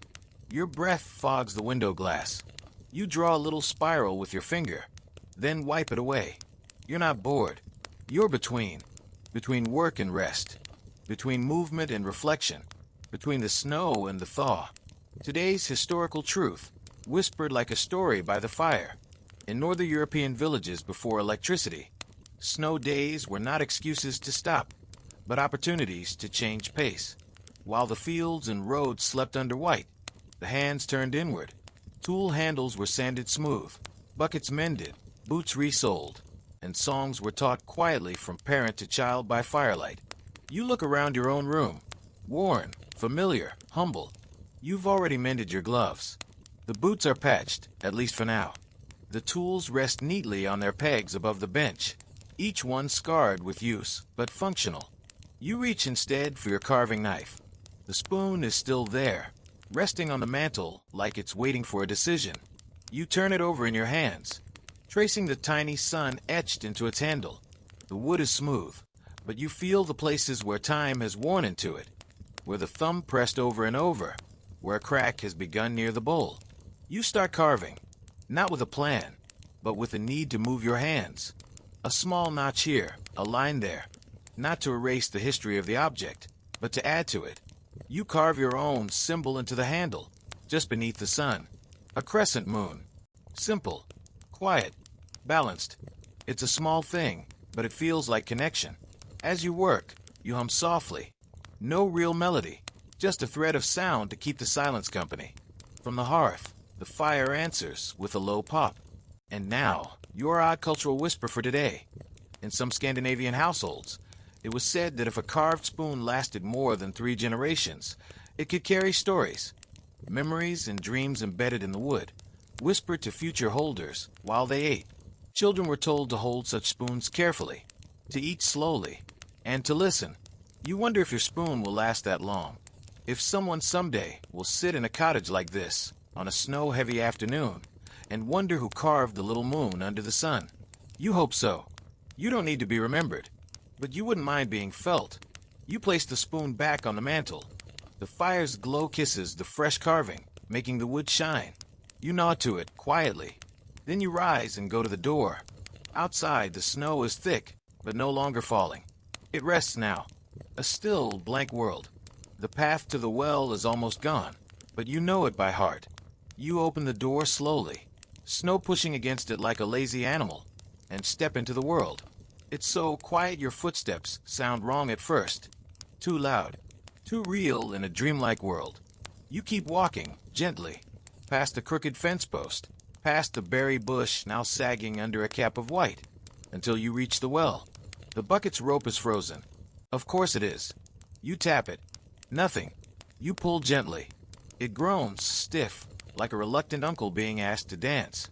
Eventually, it yields. You lower the bucket, listening to it scrape the sides of the well like a stone dragging through history. A splash. You pull it up, slow and heavy. The water's cold, sharp. You don't spill any. You walk back to your house, bucket in one hand, snow clinging to your boots, the cold settling into your skin. But you don't mind it. Not now. Not today. It's the kind of cold that feels honest, present, alive. Back inside, you place the bucket near the hearth and ladle out a cup into the kettle. It sizzles slightly on the hot metal. You pour the rest into your basin, where it will warm enough to wash with later. You know the steps. This dance is older than you. You sit again by the fire, hands warmed, shoulders relaxed. The light outside is changing again. The silver of midday is leaning toward gold. touching the edge of everything. The snow reflects it like a mirror, glowing faintly. You watch it until your eyes begin to sting, not from cold, but from too much beauty all at once. Historians still debate whether these quiet, uneventful days mattered in the grand scale of history, whether the people who lived them were aware that anything sacred was happening, whether they even paused long enough to know they were content. But you do. Right now. You know it, because the house is warm, the fire is lit, the snow has fallen, your hands have worked, and your feet have carried you home. The air is still. The night has not yet begun. And for one long, silent moment, everything is exactly as it should be. You close your eyes, not to sleep, just to feel. And the world, outside and in, exhales. You sit there with your eyes closed for a long time, not asleep, just listening, to the creak of wood above your head, to the soft whisper of snow melting on the window pane, to the way your own breath slows when it knows it's not needed for speech or struggle. The fire, your faithful companion, has quieted into a deep, rhythmic crackle, not the lively pop of new kindling, but the slow, even sound of logs burning from the inside out, red at the core, with edges crumbling to ash like paper giving up a secret. Outside, the day continues without you, which is exactly as it should be. When you open your eyes again, the light has shifted. The sun is low now, leaning hard against the western sky, casting long shadows across the room. Your little cottage glows gold and gray at once, dim corners, bright windows, and in between, a warmth that isn't just heat, but something more tender. The fire doesn't just warm your skin. It gives your thoughts somewhere to sit. You rise slowly, your joints greeting you one by one, and stretch. The snow outside is beginning to change color too, no longer pure white, but tinged with the last light of day, like cream mixed with honey. You take a moment to stand in the doorway, arms crossed, watching the sky shift from blue to indigo, the trees darkening into silhouettes. A few distant sounds reach your ears.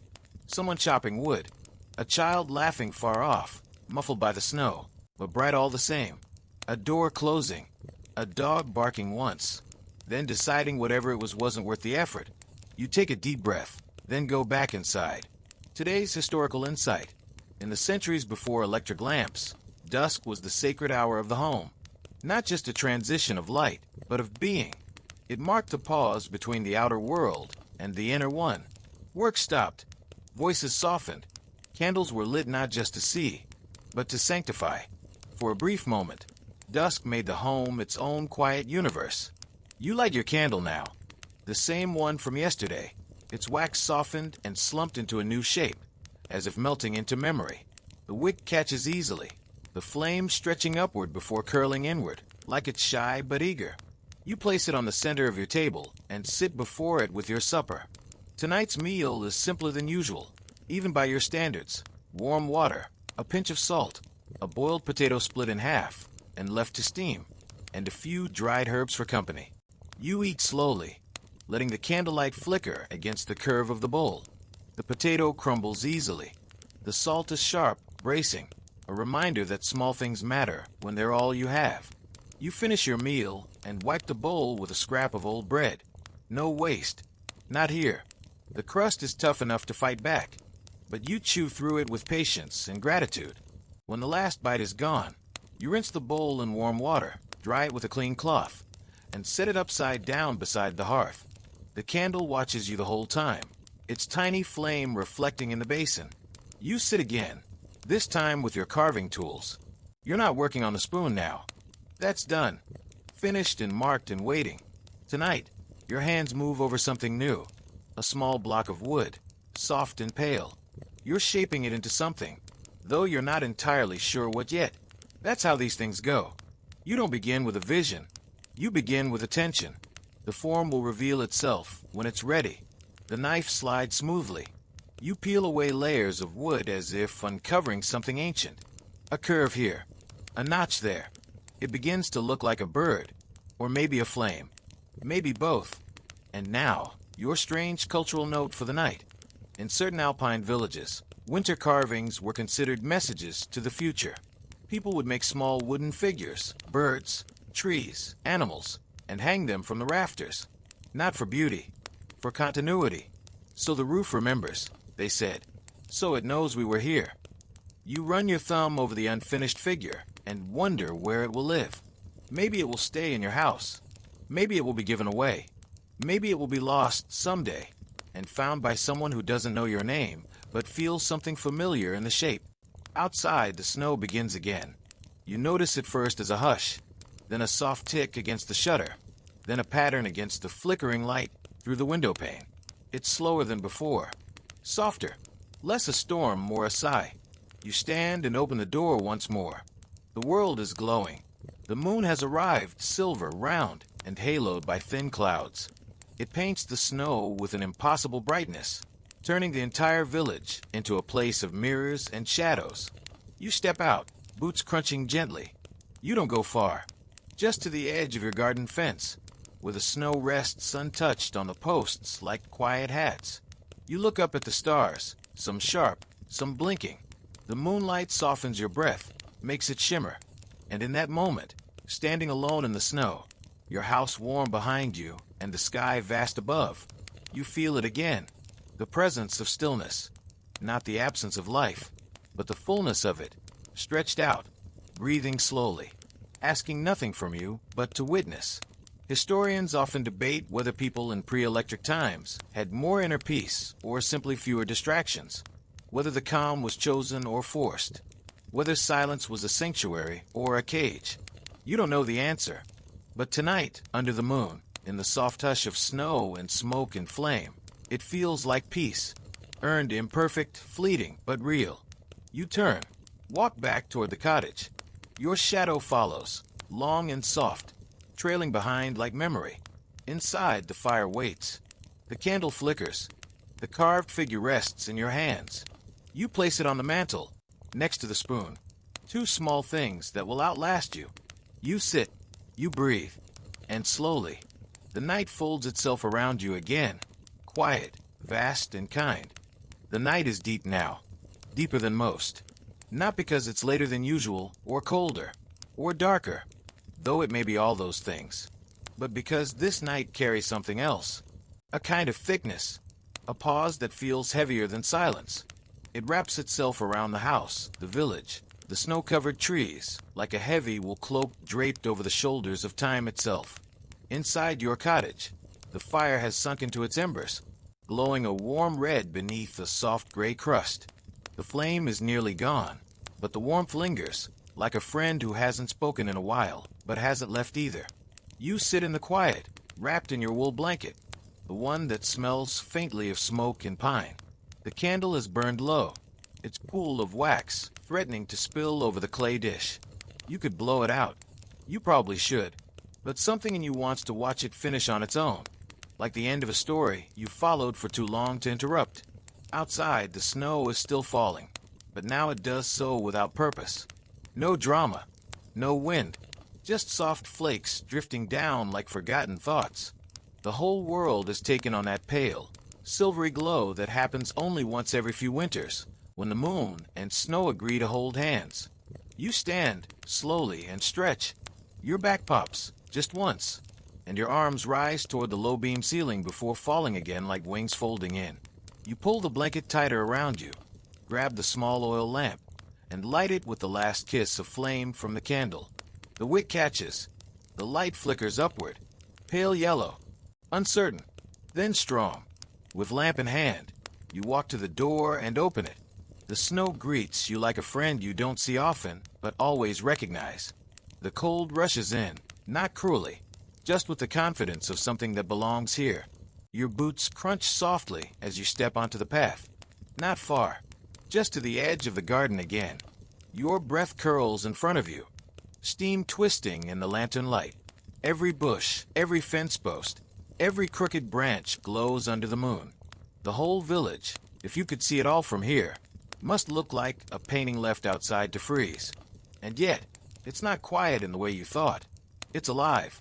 There's the creak of snow under a heavy roof, the tiny rustle of a small bird hiding in the brambles, puffed up and determined. A distant bell, a soft clang, one single note, then nothing. You don't know who rang it. Maybe no one did. Maybe it was the wind, brushing against the iron like a careless finger. You move along the edge of your fence, your lamp held out like a question. The light falls in a soft circle around you. Not enough to see far, just enough to see now. You stop near the old tree stump, the one you usually pass, without thinking. But tonight, it's different. Covered in snow. It looks like a seat carved for someone who's both too ancient and too humble to use a chair. You clear it with a gloved hand and sit. The cold bites through your cloak, but you let it. There's something about letting the night touch you without rushing to fix it. Something respectful, like saying, I see you too. And now, your historical note for this quiet hour.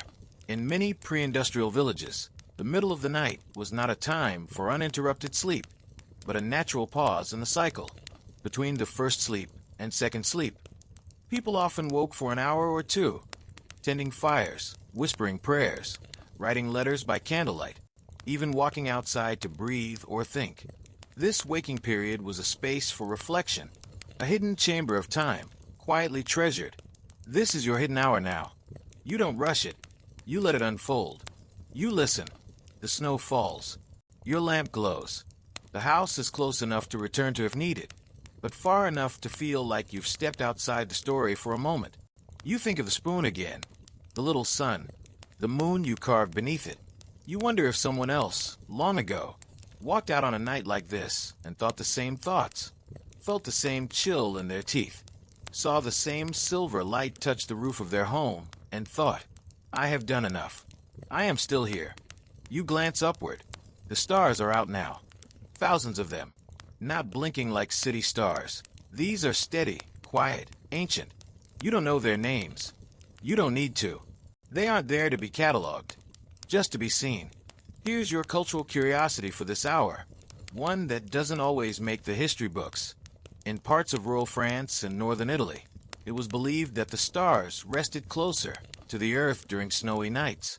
Some villagers would leave small bowls of milk on windowsills, hoping to feed a star spirit, or to honor ancestors who had become part of the night sky.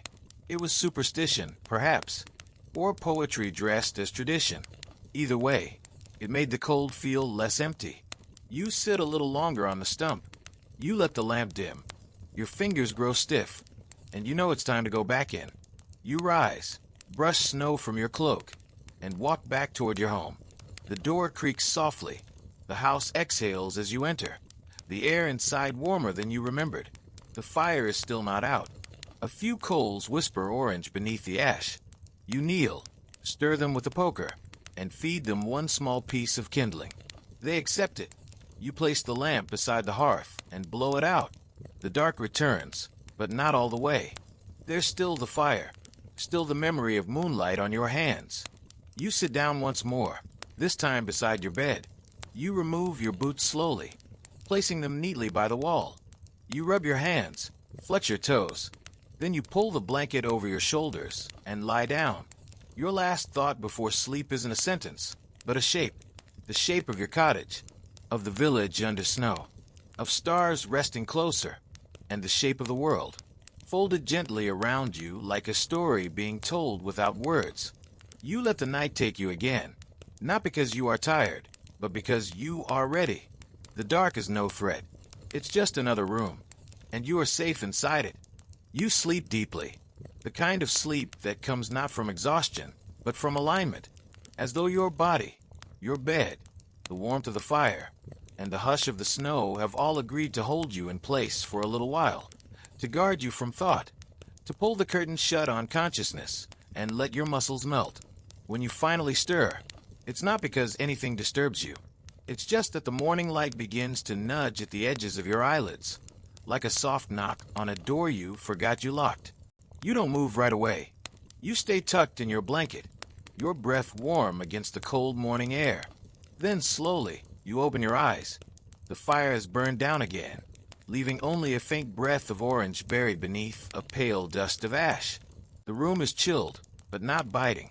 Your breath clouds in front of you, visible only for a second before dissolving like a thought left unfinished.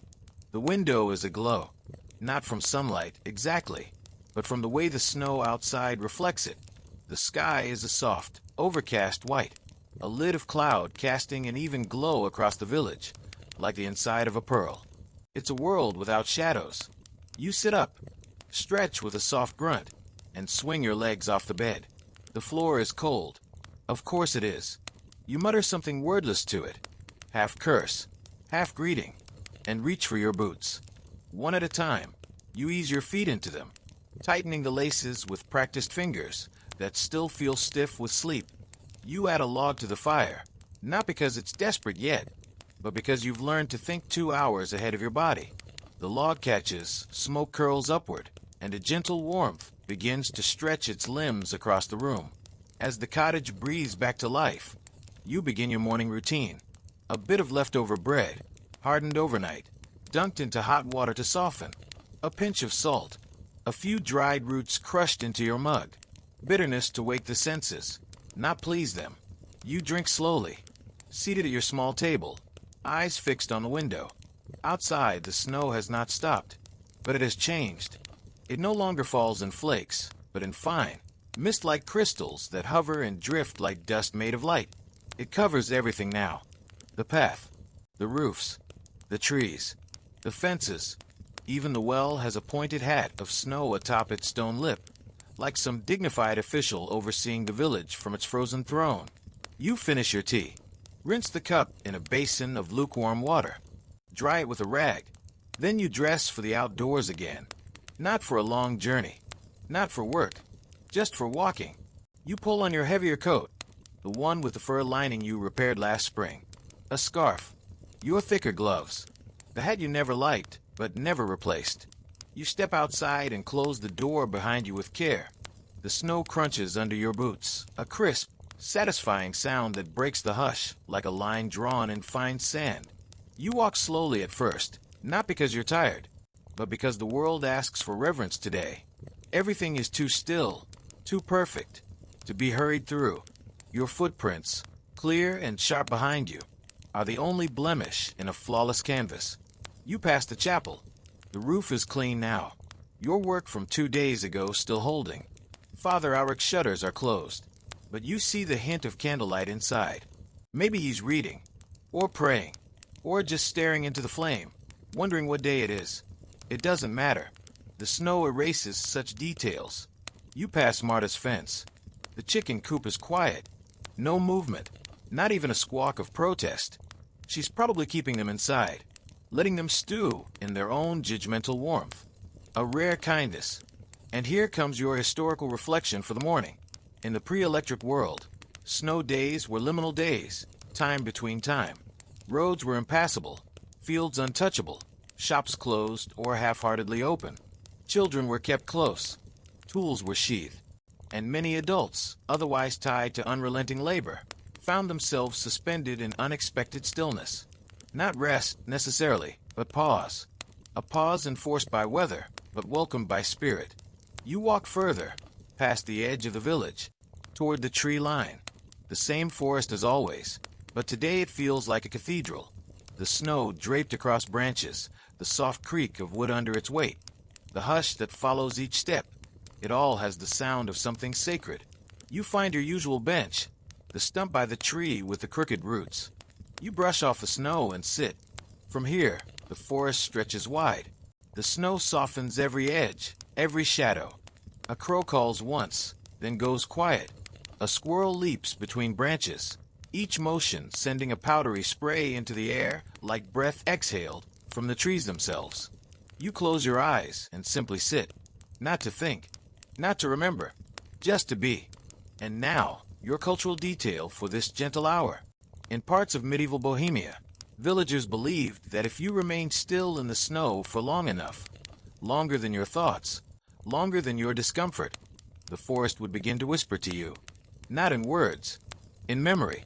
Some claimed to feel their ancestors pass through them like wind. Others said they remembered things that never happened, but felt true. You feel it maybe, or you imagine it, or perhaps both are the same. Eventually, the cold begins to nibble at your toes. You rise, brush off the snow, and begin the walk back. Your footprints from earlier have begun to fade, softened by the delicate drift that never stops entirely. At your door, you pause. Look over your shoulder. The village is quiet. The sky is beginning to change again, the cloud cover thinning just enough to hint at a glow beyond, something warmer waiting its turn. You step inside. The heat from the fire greets you, not with enthusiasm, just presence. Steady, honest. You remove your coat, hang your scarf, warm your hands by the fire, then sit again at your table. Candle unlit, the light from the window now enough. You take out your carving knife, a new piece of wood, something rough, untouched. You begin again, not with a plan, but with attention. The shape will come, as it always does. The blade slides against the grain with that soft, whispering sound that only carving makes, quiet and deliberate, like someone telling you a secret through wood. You're not carving anything specific, not yet. The rhythm of your hands leads the way, and the shape will reveal itself when it's ready. Outside, the wind has shifted again. It doesn't howl or batter, not like in early winter storms. It flows, low and even, brushing over rooftops, slipping between trees, sighing against window panes. A wind made for wandering, a wind that doesn't want to be noticed, but wants to be known. Inside, the fire speaks in soft crackles. You fed it just enough to keep it talking. The room is warm, but not indulgent. You've always preferred it that way. Heat that keeps you honest. The block of wood in your hands is rougher than your usual choice, more stubborn. It resists your shaping at first, knots rising under your blade like little protests. You work around them. You've learned to listen to the wood instead of forcing it. You shift your grip, shave a little less. Let it decide who it wants to be. As the shape begins to emerge, a bird, maybe, or a leaf, or a hand, you think about the people in your village, not in detail, just as presences. Marta and her brood of grumpy hens, Tomas and his silent ox, Father Alric, the children who never seem to wear gloves, no matter how cold it gets. They're quiet today. The whole village is quieter in snow, but you know they're there, inside their homes. Each hearth a heartbeat behind thick walls. You imagine them all like candles, separate flames, flickering in their own spaces, but glowing just the same. And now, your historical truth for the hour. In the centuries before electricity, communities functioned not by central connection, but by distributed warmth. The village was not one shared living room. It was a constellation of private fires. Each family's survival depended on its own small rituals, waking early, tending coals, mending clothes, soaking beans. Yet the strength of the whole was felt in the way neighbors noticed the smoke from chimneys, the footprints in snow, the silence that lasted a bit too long. You put the carving down for a moment, flex your fingers, and look out the window. The snow has stopped again. The world outside is holding still, as if waiting. The sky is pale, neither fully white nor truly blue. Somewhere between. The kind of sky that feels like it's listening. You stand, stretch your arms above your head until your shoulders pop gently, and walk to the window. There, you wipe away the condensation with your sleeve and lean in. From here, you see the path to the well, now just a faint indentation. The chapel's bell is still. Smoke rises from Marta's chimney, thin and straight, which means the wind is steady. Beyond that, the trees stand frozen in place, the snow resting on their branches like sleeping birds. You turn back to the table, relight your candle, and return to the carving. The shape is clearer now. It's a wing, not quite a bird, but something that suggests movement, a reaching upward. You begin refining the edges, softening the lines. Your hands are more confident now. And here's your cultural detail for this moment. In parts of pre-industrial Wales and Brittany, it was said that small carved wings left in doorways could protect a household from the weight of forgetting. It wasn't a superstition meant to keep out spirits. It was meant to keep in memory. The wing was a symbol of what was once free, once full of motion, now held safely in wood. You think about that as your carving takes shape, about what forgetting feels like, about what memory becomes when no one speaks it, about how some things, names, places, stories, aren't truly gone until we stop making room for them.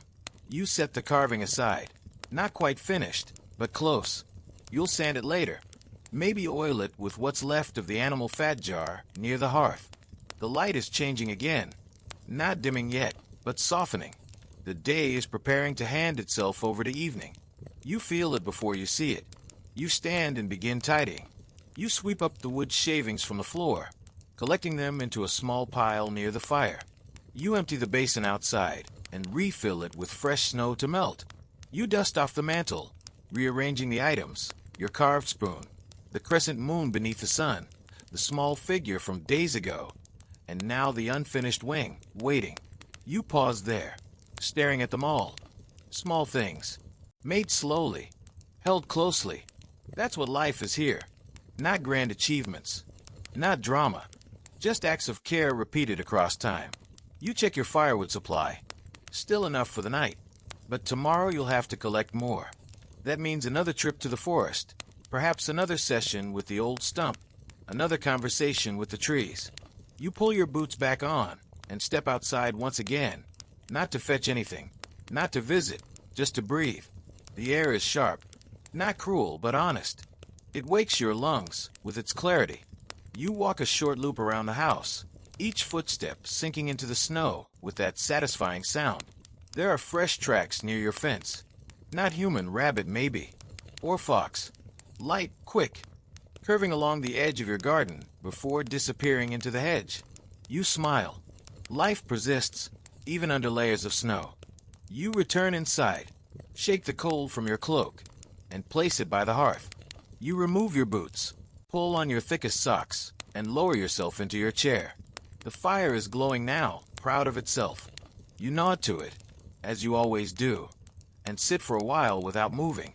Just sitting, just breathing. The unfinished wing rests beside you. Tomorrow, you'll finish it, or maybe the day after that. No rush, because here in this quiet, firelit house, surrounded by snow and silence and the slow rhythm of days, nothing truly disappears. Not if you carve it, not if you remember. The fire, well-fed and confident, now pulses steadily in the hearth, its glow dancing across the uneven stone walls like a memory trying to retell itself in movement and light. The carved wing rests beside you on the table, half-shaped, half-waiting. You've done enough for now, but your eyes drift back to it again and again, as if it's trying to speak in a language you haven't quite remembered. You run your fingers along the edge, smooth in places, rough in others. It's still learning how to be what it is. You understand that. You, too, are still in the making. The candle beside it is burned down halfway, the wax puddling along the side of the clay dish in slow, purposeful lines. You watch the drip for a while. One drop, then another, each one landing with a tiny weight that disappears as soon as it's felt. The way time lands on the day. Outside, the world is quieting again. The last light of the afternoon has faded into that soft, pale gray that lives between day and dusk. It doesn't feel like the end of something. It feels like a held breath. You rise, slow and warm from the fire, and gather your outer layers. You're going to the well again. Not for water. You have enough for now. But the movement is important. The walking. The stepping outside to remind your body that it still lives in a world larger than four walls and a warm room. Your boots go on easier today. The leather has softened from recent use, and the laces hold without protest. You wrap your scarf, not tightly, just enough to let it rest like a companion on your shoulders. Then the door creaks open, and the evening greets you. The snow has stopped again. For now, the sky above is clear enough to show you the first stars, sharp, pale sparks against the fading blue. The wind has gone somewhere else. What's left is a hush so complete you almost feel like an intruder in it.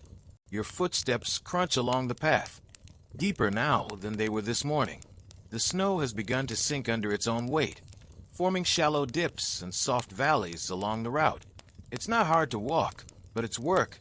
Every step reminds you that being part of this place comes at a cost, and that's fair. You reach the well, lean against its cold stone lip.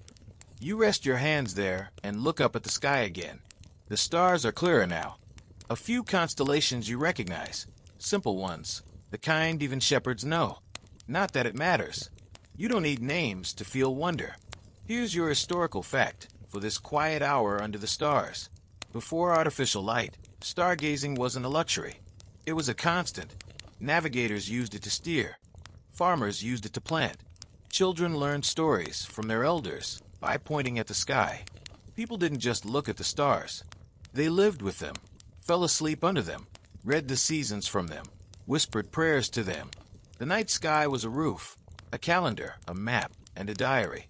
You stay there a while longer, leaning on the well, breathing in air that feels both sharp and ancient. Then quietly, you whisper a name. You're not even sure why. Maybe it's someone you've lost.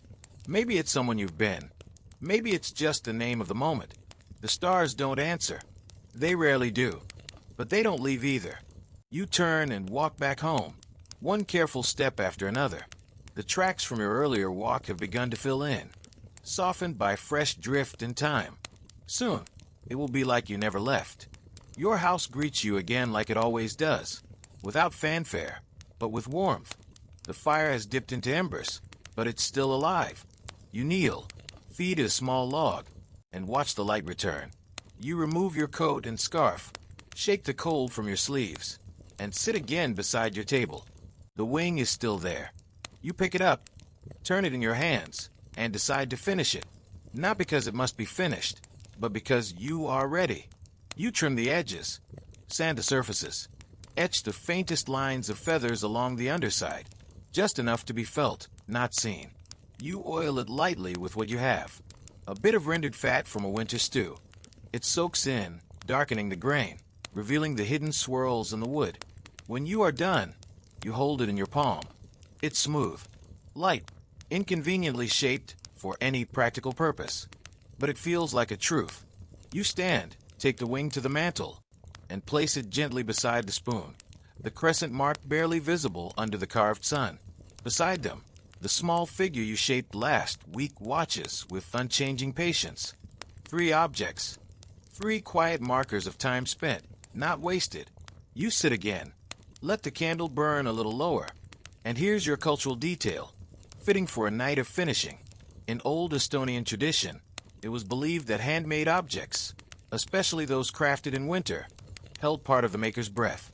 If you carved in silence, it became a piece of your memory.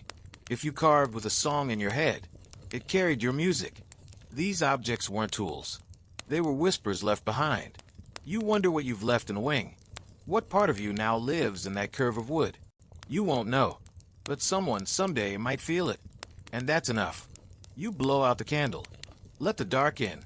The fire keeps its vigil. And sleep, slow and heavy, begins its walk toward you again. You let it come. You do not fall asleep quickly tonight. It's not discomfort. The fire is still warm. Your blanket is heavy in the way a blanket should be, more embraced than burden. The wind outside is quieted, and the cottage has settled into its familiar night creek rhythm. But your mind, though weary, chooses not to collapse. It stretches instead, wanders, lingers in places it doesn't often go. You lie on your side, facing the hearth. The embers glow faintly, casting slow, flickering shadows that move across the beams like thoughts in the air. The carved wing, resting on the mantel beside its siblings, glows in orange pulses. You half expect it to rise and fly. It doesn't, but it might. One day, in someone's dream, your eyes close, but your thoughts open. They go walking. You think of the seasons, the way they've come and gone like conversations. Autumn's thick with smoke and bread. Summer's full of sun that felt too bright to belong to you. Spring, muddy and eager. But it's winter that holds you most. Not because it's gentle, but because it is honest. It asks you to rest, to tend to small things, to remember that surviving slowly is still surviving. You roll onto your back, arms across your chest. The roof above is dark, its wooden beams outlined only faintly by the fire's last breath. You imagine what's beyond them, just inches away. Snow packed thick on the thatch, moonlight silvering across the surface. Maybe an owl perched silently near the chimney, staring at the world as if it could fix it with stillness alone. The air in the room is cooling now, but it's not unwelcome. You've lived alongside cold long enough to know its personality. It visits. It does not hate. It just is. You reach down and tug the blanket higher. The wool smells like fire and air and the memory of sheep. There's a comfort in that. in remembering that this object came from something warm and living, something that once walked through grass and rain just as you do now. Here's your historical note for this late hour of mind wandering. In much of pre-electric Europe, midnight was a misunderstood creature. While modern life sees it as a marker of endings, a deadline, a cutoff, the old world saw it as the middle of the journey, a place of pause. People often rose during this first waking, stoked a fire, whispered to each other in soft tones, tended to babies, or simply sat in the dark. It was not a disruption. It was part of the pattern, a gentle checkpoint in the long passage of night. You sit up slowly, eyes still heavy, but your body pulled by a familiar rhythm. You rise without thought, wrap the wool cloak around your shoulders, and step over to the hearth. You don't stir the fire yet. You just sit beside it on the floor, legs folded, hands on your knees. Your eyes scan the shadows, but it's not vision you're using. It's memory, texture, presence. The mantle holds your 3 carvings, the spoon, the figure, the wing. You study them. The spoon the first. Found, not made, but changed. Your moon etched into its sun, like a joined signature. A way of saying, I was here. I saw you. You are not forgotten. The small figure, the second. Rougher, squatter. No clear form, but full of quiet, of something shaped by hand, not for beauty, but for weight.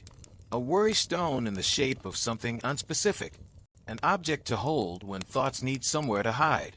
The wing the third. Most recent. Sleek and curved. Light in the hand. Made not to be useful, but to be remembered. A breath captured in wood. And suddenly, you wonder, how many others in your village have done the same? Not carved, maybe, but made something in these dark hours? Bread twisted into spirals. Mittens knitted in secret. Letters written and hidden. Not grand declarations, but quiet tokens. That's your cultural detail tonight. In parts of the old Baltic, it was customary for every household to create a night gift during the long months of winter, something made in silence, by the fire, between the hours of first sleep and second. It might be a carved toy, a folded scrap of poetry, a scrap-quilt square. These offerings were kept in a small box or pouch until spring, when they would be shared with family or burned as part of the renewal festival. It wasn't about the gift. It was about the making, the keeping, the holding of intention through darkness. You lean your head back against the cold wall beside the hearth and close your eyes. You picture the village again, not from the ground, from above. You imagine each house glowing slightly, like embers scattered across a field. Each chimney sending up a slow breath of smoke. Each roof bowed under snow, keeping its secrets quiet. You imagine Tomas sharpening his blade with care, not need. You see Marta spinning a bit of wool into thread, cursing her fingers, but still working. You see Father Alric seated at the back of the chapel, candlelit, reading a book whose pages have more margin notes than text. You see the girl who sells dyed cloths, sitting cross-legged in her window, staring up at the same stars as you, thread tangled in her lap, heart tangled in a question. And you see yourself, in this cottage, still awake, still sitting. You open your eyes. The fire is low, but the coals are eager. You add a small piece of wood, careful not to startle it. It catches gently. The glow returns. You rise, finally, and return to your bed. This time, your body is ready to give in. Your mind, emptied by thought and firelight, begins to drift. The pillow is cool, the blanket warm. You pull it to your chin. Your final thoughts are fragments, wood grain, candle wax, snow-laced roofs, your hand sliding across smooth carving. Then, nothing, only sleep. Soft, slow, like snow falling where no one walks. When you wake, it's not to sound or light, but to stillness, a profound, complete stillness, the kind that feels ancient, like something left behind from before the world began moving too quickly. You lie there for a long time, not blinking, not thinking, not even sure where you end and the blanket begins. The fire has gone out. You can feel it in your bones, in the slow, deliberate way your toes register the cold when you shift beneath the covers. But you're not in a rush. Not this morning. Today, even the cold feels like a companion. Eventually, you move. Slowly, like you're part of the house itself. creaking along with the wood, stretching like a beam that's held up centuries of weather and memory. You sit up, rubbing your eyes with the back of your hand. The air smells faintly of old wood smoke, dry wool, and that faint hint of snow-dampened dust. A scent only found in places where heat has recently left, but hasn't been gone long enough to truly disappear. You pull your blanket around your shoulders and shuffle to the hearth. There's no flame now, only blackened logs and gray ash, a soft pile of yesterday's heat. You kneel, nudge it gently. Beneath the top layer, yes, there it is, a faint orange ember, hiding, still breathing. You smile, barely, and reach for the kindling. One twig, another, a soft exhale from your mouth. Not rushed, not desperate. The ember flickers, grips, grows. A whisper becomes a breath becomes a flame. It's alive again. That's how most things begin. With patience, with belief in the hidden ember. You feed the fire, just enough to coax it toward usefulness. You place the kettle above the flame, not because you're thirsty just yet, but because the ritual matters. The waiting, the small reward of warmth rising from a tin kettle, hissing softly like a secret you're meant to overhear. You dress slowly, each layer a small conversation between you and the cold. Wool over linen, leather over wool, socks thick enough to stand on their own. The scarf goes last, wrapped once, then again, tucked into itself like a promise you've made before. Then comes the outside. You open the door, and the world has changed. Overnight, the sky cleared, and with it came a freeze so deep, so pure, that the snow has hardened into a sparkling shell. Everything glistens, not in that soft way of yesterday, but in sharp, radiant clarity. The trees are coated in white lace. The fences are lined with crystalline ridges. Even the air seems to shimmer, each breath a moment suspended in frost. And beneath your boots, the snow crunches not like powder, but like sugar glass, delicate, brittle, and loud. You make your way down the path, a slow walk with nowhere to go. Just motion for the sake of feeling your body move through a world that demands to be admired. You pass the chapel. The bell is still, but you catch movement through the frosted glass. Father Auric, bent in prayer or sleep, or something in between. The kind of quiet that fills up a person more than noise ever could. Then Marta's yard. No hens outside this time. Just smoke rising from her chimney, heavy and dark. She's probably cooking potatoes again. She always does on days like this. You can practically smell them already, earthy and warm, seasoned with whatever's left in the cupboard. You wave out habit. She won't see. But that's not the point. Here's your historical anchor for this dazzling morning. In many rural villages before the modern age, frost was not just a weather event. It was a marker of time. First frost often signaled the start of preservation season. Cellars were packed, meat salted, roots stored in straw. Entire families would spend the day preparing the ground beneath their feet, knowing that whatever wasn't safe by now would not last. Frost was not an enemy. It was a messenger, a cold but clear voice saying, "You have what you have. Make it last." You keep walking, past the boundary of your usual trail, toward the edge of the forest. The trees here are older, denser, taller, the kind that don't bend when snow falls. They carry it, like kings wearing crowns. And here you stop, at the foot of an old oak, one you've passed 100 times without notice. Today it is different, because today it is glowing. The frost on its bark has caught the morning light, refracting it outward in 1,000 delicate beams. It's not mystical, not divine, just true. Sometimes, beauty asks for nothing but your stillness. You sit at its base, clearing a patch of snow with your gloves. You lean back, and for a moment, you don't think. You just breathe. And now you're a cultural curiosity, born of this crisp silence. In parts of northern Russia and Finland, it was believed that trees held the dreams of the forest during winter. Elders would sit with specific trees they'd chosen years before, often oaks or firs, and listen in silence. It wasn't about hearing voices or seeing visions. It was about remembering what stillness felt like. Some carved small marks into the bark each year. Others simply left a mitten, a scarf, or even a story whispered into the knot of the trunk. These were not rituals. They were conversations with the land, with memory, with self. You close your eyes and lean your head against the tree's cold bark. You whisper a few words, not to be heard, just to be released. The frost doesn't answer, but it doesn't need to. It simply holds. You sit until your legs begin to ache from the cold. Then you stand, brush snow from your coat, and begin your walk back home.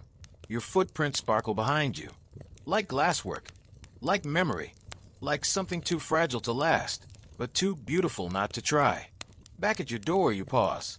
The cottage is waiting, smoke rising, the window fogged with warmth.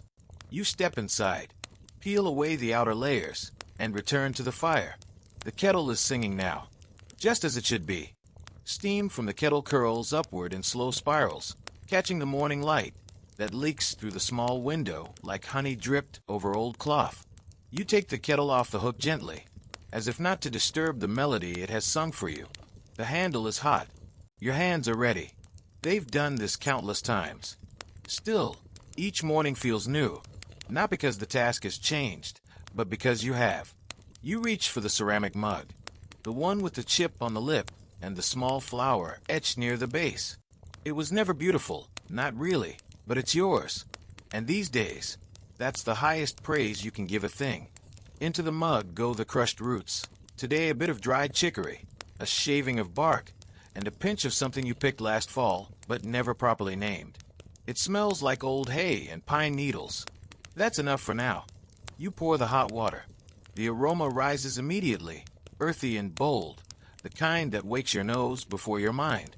You cradle the mug in both hands, warming your fingers, letting the steam drift toward your face like a soft veil. You don't drink it right away. You just hold it, because the holding is as important as the drinking. You sit at your table again, pulling your chair close to the heat of the fire. Outside, the brightness of the frozen world reflects against the walls inside, casting moving light patterns across the beams and ceiling. It looks like the cottage is breathing. You take your first sip, bitter, then sweet, then bitter again. Life in liquid form. And here comes your historical fact, stirred into the warmth of your morning. Before the advent of electricity and modern work schedules, morning beverages weren't about speed. They were about ritual. Herbal infusions, broths, warm cider, or spiced beer were consumed slowly, often communally. It wasn't uncommon for families to sit in silence, sharing warmth and scent rather than conversation. The drink was not the point. The togetherness was. In that moment, you weren't waking up alone. You were waking up with.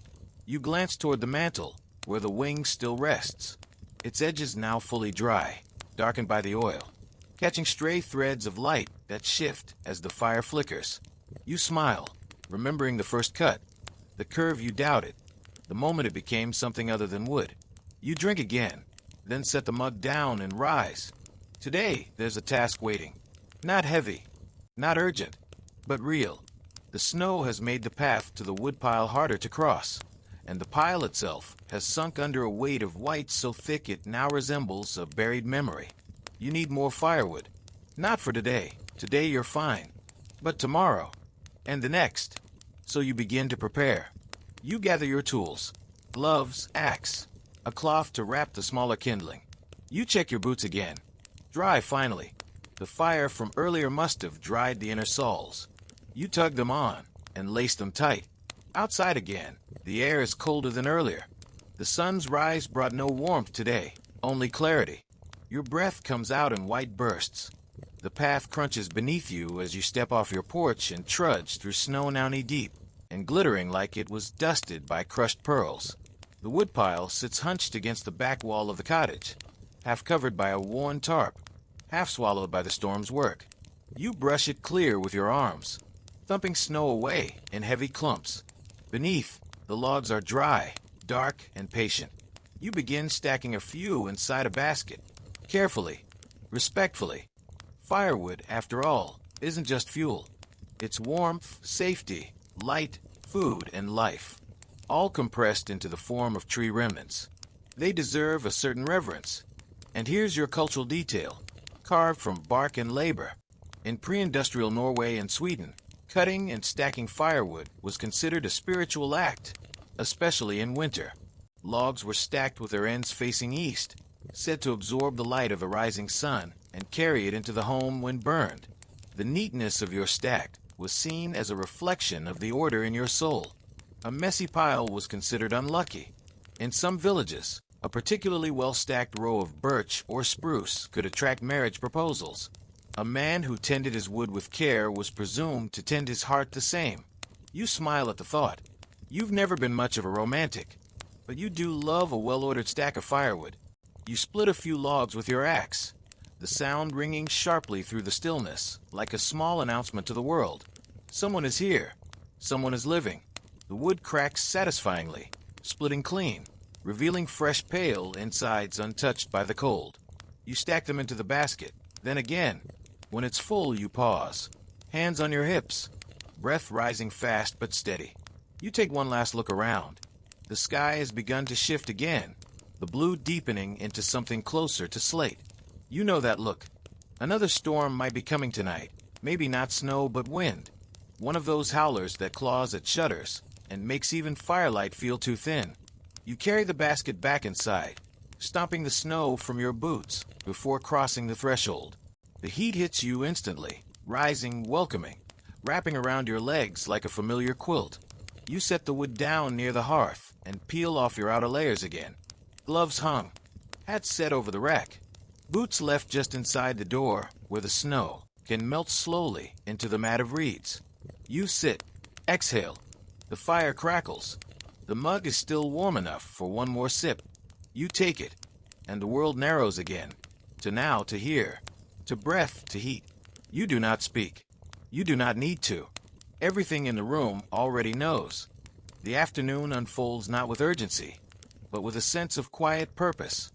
The kind of purpose that lives in the marrow of slow days, where the work is small but the meaning is large. You sit at the edge of your chair for a moment, just listening, not for anything in particular, just listening, to the room, to the fire, to your own breathing, slow and even, as though you've finally begun to match the rhythm of the world around you. Somewhere outside, something shifts.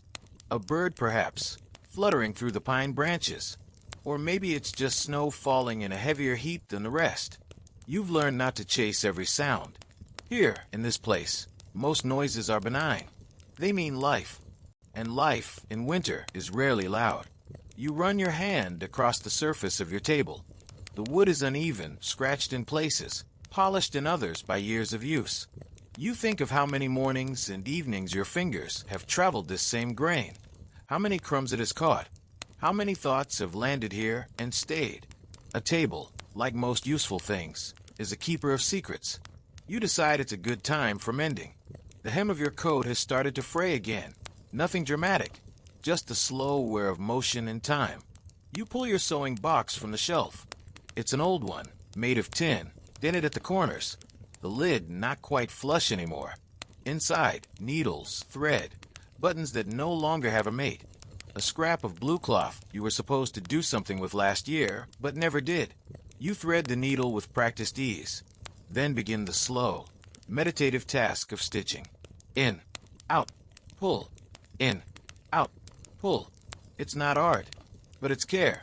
And in a world where few things are permanent, care is what lasts. And here, while you mend the small wound of fabric, is your historical moment to accompany the motion. Before electricity allowed for fast fashion and disposable clothes, sewing was a central rhythm of the home. Not just for women, not just for tailors, but for anyone who wished to keep warmth wrapped around them longer than one season. Coats were patched until the outer fabric became the lining. Shirts became rags only after a third or fourth life. A well-mended sock was seen not as a sign of poverty, but of wisdom. It meant you knew how to hold things together. You pause, examining the line of stitches. They're uneven, but honest. They tell the truth. This coat is yours, and you've chosen to keep it close. You set the coat aside, satisfied, and stretch your legs out toward the hearth. The flames are still active, though more settled now. Like a storyteller nearing the end of a long tale. You add one more log, just enough to keep the warmth steady. The fire responds gratefully, curling itself around the new fuel, embracing it like an old friend. You glance toward the window. The light has started to shift again, subtly, like a yawn. Dusk is preparing to arrive, even if the sun has not yet fully bowed. You can feel it in your bones, in the way the air presses a bit closer to the glass, and how the shadows inside grow long and golden at the edges. You stand and walk to the door, opening it just a crack. The cold outside greets you instantly. Sharp and unforgiving, yes, but somehow invigorating. You step out and look toward the path. Your footprints from earlier have already begun to soften at the edges. It doesn't take long for the snow to begin its erasing. You step forward anyway. Just a short walk this time. You take the side path, the one that loops behind the cottage, where the brush grows thicker and the trees lean just slightly over the trail, as if whispering secrets to one another. You know this path well. It leads to the edge of the old stone fence, the remains of a boundary long forgotten, where someone once tried to mark where their land ended and the forest began. The stones are moss-covered, half swallowed by roots. You like it that way. Boundaries that know when to give in. You reach the fence and sit on a flat stone. You've sat here before, many times, through many seasons. It's a good spot for thinking, and even better for not thinking. Just existing, just being. And now, as the light continues its slow descent into evening, your cultural detail for this stone-sitting hour. In parts of rural France and Germany, the act of evening sitting was a shared tradition. Elders would walk to a favorite place, sometimes a rock, sometimes a stump, often a ledge or wall, and simply sit as the sun dipped. It was said that the land remembered you better if you gave it your quiet time. Farmers would whisper to their fields. Woodcutters would thank the trees. Children were taught to sit silently and feel the earth beneath them, to become part of it, rather than visitor to it. You run your hand along the stone's cold surface, fingers catching on tiny ridges. You don't speak aloud, but something inside you loosens. Maybe that's enough. You stay until the sky turns fully silver. Not yet dark, but clearly no longer day. Then you rise, slowly, with a stretch that reminds you just how many hours have passed. Back at the cottage, the fire greets you again. Faithful, waiting. You prepare a simple meal.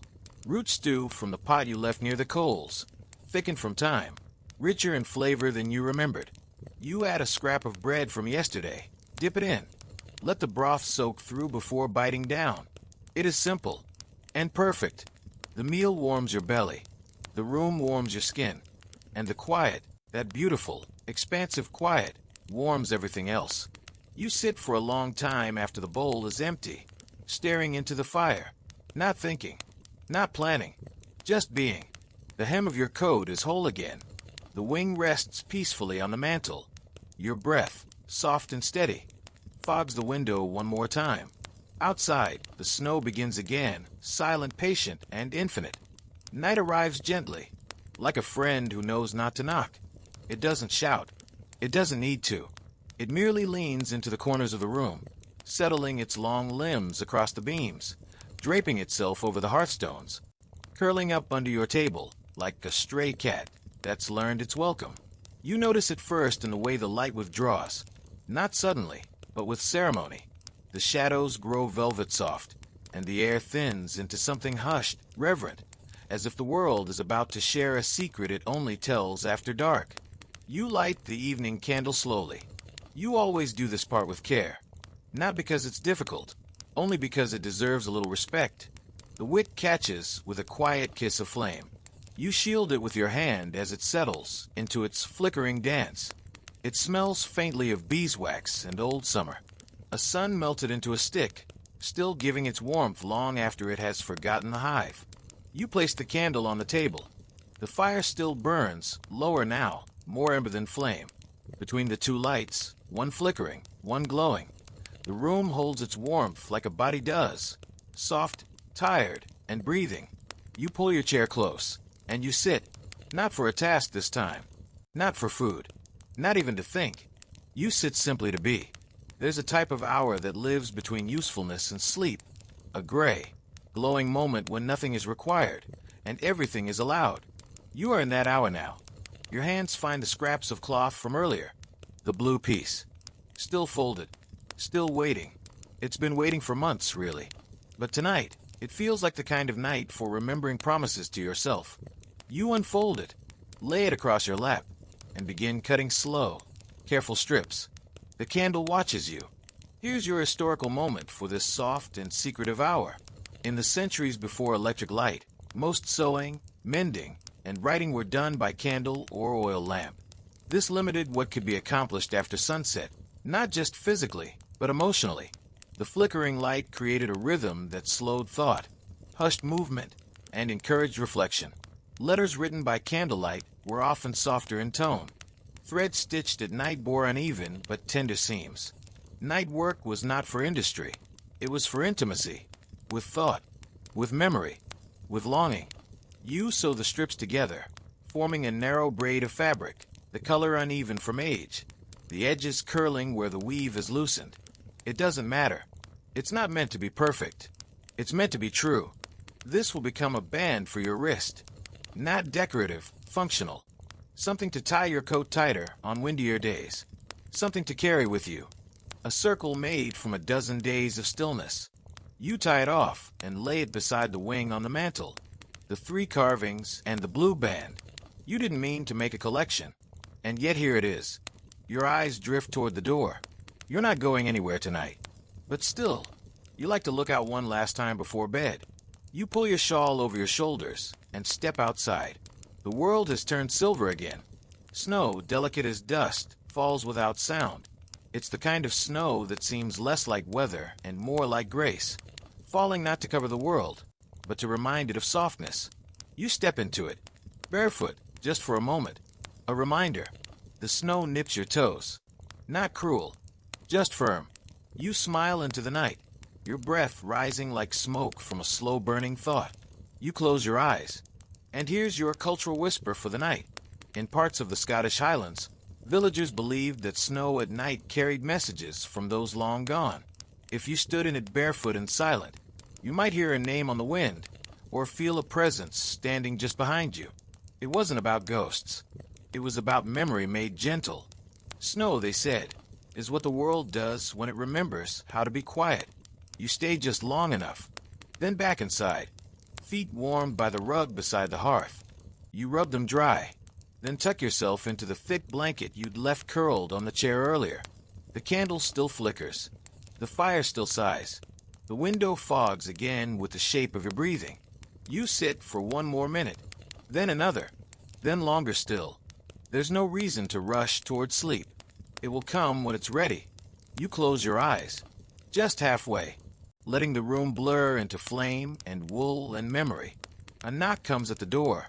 You open your eyes again. But no, not a knock really. Just the wind testing the wood, or snow slumping from the roof. Still you pause. There's something in the air tonight. Not fear, not urgency, just presence. You rise and step to the door again, just to listen. You hear it. Faint, distant. A voice. No, a flute. You're sure of it. Someone in the valley playing softly, perhaps by their own fire, sending music into the darkness the way people do when words won't stretch far enough. It doesn't last long. Just a few slow notes. Then silence again. But now the silence is warmer. You return inside.